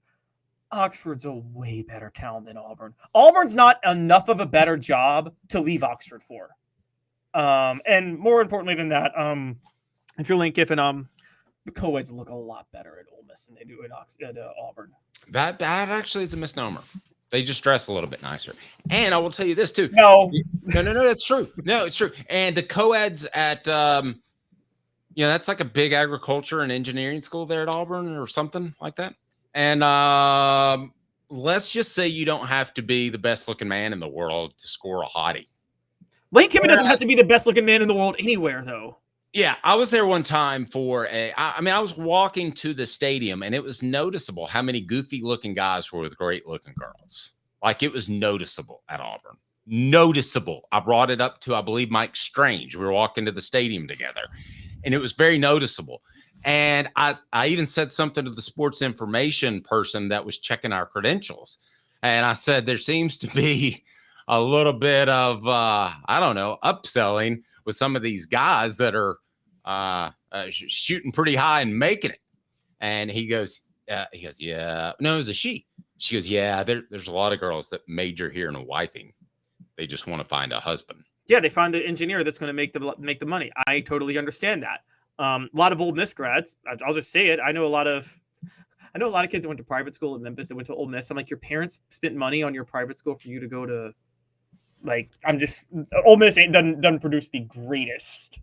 Not always produces the most successful people. Yeah, I've been red hot. My picks, Caleb's picks, coming up next off the Hook Sports.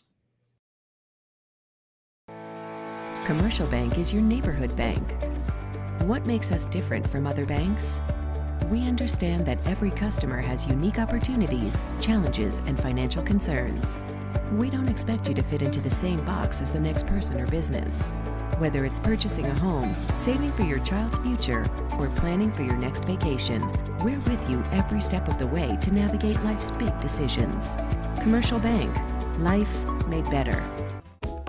Sports Treasures in North Knoxville is one of the South's largest sports cards and memorabilia dealers, featuring over 10 million sports cards from vintage to modern. Sports Treasures carries a full line of hobby boxes, singles, autographed memorabilia, Tennessee Vol collectibles, fan cave decorations, and so much more. See a museum full of collectibles at Sports Treasures, 4819 North Broadway in Fountain City, and Sports Treasures on Facebook. Sports Treasures, where the real sports fan goes to shop. When the lights turn on and the game begins, you need a team you can rely on. Ray Varner Ford and Clinton's strong lineup of vehicles is crafted with the same dedication and hard work that drives our community. Step up your game in this 2025 Ford Explorer 4x4 Active, $46,529. 24 Ford Big Bend Bronco 4-door, $40,949. 24 Ford F-150 Super Crew 4x4 STX, $46,214. Local you trust, performance you can afford. Ray Varner Ford, built for the game. If all the natural beauty around here looks a little fuzzy to you, you may want to consider LASIK vision correction from the Campbell Cunningham Laser Center. Now with 2 Sevierville locations to serve you, East Tennessee's best eye care is more convenient than ever.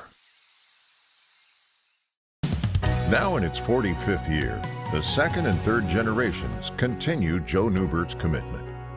His vision of what this business needed to be, we still try to live up to that. Joe Neubert Collision Center. The Dave Hooker Show, represented by Banks and Jones, Tennessee's trial attorneys. Play to win, banksjones.com. You're listening to The Dave Hooker Show, a presentation of OffTheHookSports.com. The internet is full of pictures of each and every one of you. Available on YouTube, Apple, Spotify, and the Off the Hook Sports app. Download now for free. Is there nothing you people can't do? Also available on OffTheHookSports.com. Caleb's got some picks for you, and you should listen because he's perfect in his imperfections. And I think he's like 0 for 10, so you know to bet the the most romantic thing anyone's ever said to me. Yes. You know to bet the opposite of what Caleb does. So let's go ahead and lay it out there right now as we want to get to the picks, and then I'll tell you what is going to happen in the Tennessee game. Practically play-by-play is the way I've been calling it.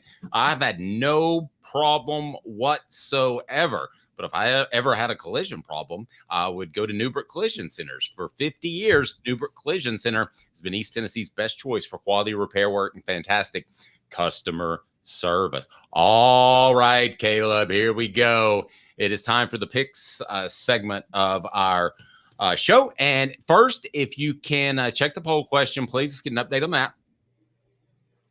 All righty. I would bet blank that Lane Kiffin is. Oh, no. Do you trust Caleb's picks? Yes, go, Caleb. No, seek help. There we go. All right. 74% say no, seek help. Guys, we're coming back, okay? On my best bets, I went 3-2 this past weekend. Coming around that after 0-10 2 weeks in a row, which is really hard to do, guys. It's really hard to miss on all 5 picks 2 weeks in a row. But I am coming back. I went 3-2 this past weekend. It was my first winning weekend, and it's my first profit turning weekend at 60%. Not on my overall bets. I was horrible on that. So we're just going to stick with my best bets and saying that. Best bets. But and then I'm going to tell you what's going to happen in the Tennessee game, and I've been all on it. All right, go ahead. All right, I'm going to run down the list of just regular bets real quick, and then we'll get to it. So, top 25 tonight, we got a big one. Nebraska and Illinois, 2 top 25 games, 2 top 25 teams, Dave. It's at Nebraska. They cover the 7.5 point spread, take the over 42.5. Now that Nebraska's good, that home crowd's too dangerous. Fair with that. I'll roll with that. That's hot. All right. All right. So starting on Saturday, I know they just got blown out by Toledo. I know that, but it's first-year head coach inconsistency.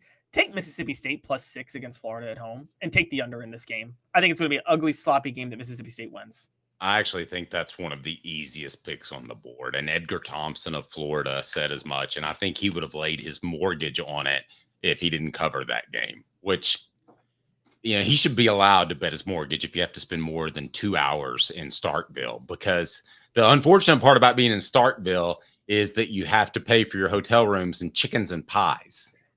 And when we talk about bad college towns, that's because they're still in the barter system. Oh, I know the joke. Okay. Also, they have cowbells because a cow one time got loose and got on the field. That's literally why they do cowbells. Okay, that part is pretty cool, though. That's a cool tradition. All right, what else you got? All right, so Kentucky and Ohio. I think Kentucky covers the 20-point spread, but I think the game hits the under 41.5. This will be an ugly game, but I think Kentucky does cover. The game hits the under. I think LSU and UCLA. UCLA covers a 22.5-point spread, and the game hits the over. And they cover because Eric Bieniemy torches Brian Kelly's defense, which has just been a disaster, and there's no way around it. So, Well, Eric Bieniemy deserves to be a head coach in the NFL. I agree. Auburn, Arkansas. I know Auburn looked ugly last week, but I think they cover at home against Arkansas 2.5, and I will take the over 56.5. I root for Sam Pittman. I know you are. You love him because he's such a good guy. Sam Pittman. He's a good guy, but he's an old school guy, and I would like to see football be a little less soft. Well, it's a character 180. Unfortunately, I'm picking on the terrible character person in Hugh Freeze because Sam Pittman's a great guy. All right, so USC at Michigan. I think USC covers the 5-point spread, and I'm taking the over. Yes, Michigan is on a downhill slide. Their head coach doesn't even have a contract. Caleb compared him to Philip Fulmer, which was odd. And Sharon Moore is going to have just a devastatingly bad season and end up looking for a job, which technically I don't even think he has one. I don't even think anybody's confirmed that he's gotten paid in the past 6 months. I think he finally got the contract during last Saturday. He barely beat Butch Jones, guys. So Butch Jones is Michigan's next head coach. That's who they're going to hire. Look it. Oh, wow. So next, Oklahoma State. You say that, but that's not absurd because they're going to be in a position like Tennessee was with Pruitt with so many sanctions and stuff, or that when Lane took the USC job, which he shouldn't have, they're going to be in that position. So that's not absurd that they would have to dip to that level. That's, what's funny? Also, Butch has his best team at Arkansas State that he's had, and they could actually be really good for that level. So he could re-raise his profile this year. Butch Jones is coming back, guys. Okay, so next, I got Oklahoma State covering the 2.5 against Utah. I do believe in Utah quarterback Cam Rising, but Mike Gundy at home, I'm taking them, and I got the over in that one. Missouri -20 versus Vanderbilt. I got the over 52.5. I think both teams score a lot. Some of these are just bad games, Dave. Texas A&M, I got them covering the 22.5 against Bowling Green. I got the over because they found an offense. I got South Carolina covering the 27.5 against Akron, and I'm taking the over, although South Carolina is so unpredictable. And just a couple more. I wouldn't bet on any of these games. I wouldn't either. Okay. Well, I know. I think that I would bet on Texas A&M. Texas A&M is going to cover first. Well, I'll take the Mississippi State game. What are your hot bets? Two more, and then I'll get to the Tennessee one and the best bet. So the two more. Ole Miss -36.5. I'm taking that. And I'm taking the under for Georgia Southern, though, because it's too high. It's 67.5. And finally, before best bets, I got Texas covering the 44-point spread at Louisiana Monroe, and I've got the over hitting. I think Arch Manning gets 7 touchdowns. So that's where I'm at with that. Okay, right. So now if you can, I want to break down the Tennessee game. My final thoughts on that. Do we have any other picks left? So 5 best bets, then we'll get to the Tennessee game because I saved that for last. So my best bets, my best cover. Penn State is covering the 49-point spread against Kent State. I know y'all think that's crazy. You watch Kent State last week. That's the worst team I've ever seen play football. Penn State's covering the 49-point spread. I agree with that. All right, we're 1-1. We agree. My other best bet, UCLA does cover the 23-point. They're 23-point underdogs. They won't lose by 23 to LSU. They'll lose by less. They're like, that is total bullshit. No, I'm disagreeing with you there. I think LSU puts together. All right, what's next? All right, my best over, my best under. Clemson versus NC State, over 44.5. That's a low line, and Clemson's offense is coming together. Clemson might surpass that on their own. So I got over 44.5 against NC State. That's hot. I'm with you there. All right, Ohio, Kentucky, take the under 41.5. No scoring in this game whatsoever. That's hot. All right. And then before Tennessee, last one, my upset of the week. Colorado's a 2-point favorite over Baylor. That ain't happening. Baylor's beating Colorado at Colorado. Wow. Is this because you just don't like Deion Sanders? No, I think the program's unraveling. Hey now. I agree. All right. Now, you want to start first, or we're going to tell you what's going to happen in the Tennessee game? And if you could pull up that tweet of, and it's going to be difficult, I know. But as you're doing that, the tweet of my predictions that were sent out, and that might be difficult, but pull it up. So here's what's going to happen in the Tennessee game. And as Caleb's going to show you, I've been all over it in my picks. This will be the first time that Tennessee is going to get really punched in the mouth early. So I don't think this is a fast start for Tennessee. You do have the away crowd. I think Nico's fine. I don't think that he's going to get at all affected by the crowd, really. But I do think it's the first time that Tennessee's offensive line will face a good defense. Maybe not a great defense, but a good defense. So I think it's a slow start, slugfest kind of game. I guess I stole that from Josh Pate, but I thought that beforehand, and we appreciate him being on the program this week. So I think that Tennessee, it's actually pretty close at half. I think it's about a touchdown, 10-point game. Tennessee leads at halftime. And then I think that Caleb is getting attacked by something. What is that? And then I think the sidewalk construction outside of my house. Okay, nice. Okay, so then I think that Tennessee, because Brent Venables is going to sell out to stop the run, which is his style, will hit some big plays downfield. They'll pull away. Fourth quarter, 5 minutes left. It's 35-13. Josh Heupel says tack one on. 42-13 is my pick. I think that the defensive star will be Keenan Pearley with 8 tackles, 2 for a loss. One of those could, or both of those could, be a sack. I believe that Nico will play really, really well. I don't know how to define that necessarily, but I think he throws for over 300 yards. I think he accounts for 4 touchdowns via the air or ground. I think he has a fantastic game, and I'm not blowing smoke, guys. This is what I really believe from sources and from my picks earlier. They're pretty good. That'll be our last look, brought to you by Campbell, Cunningham, Taylor, and Honda, which will include Caleb's pick for the Tennessee game as well.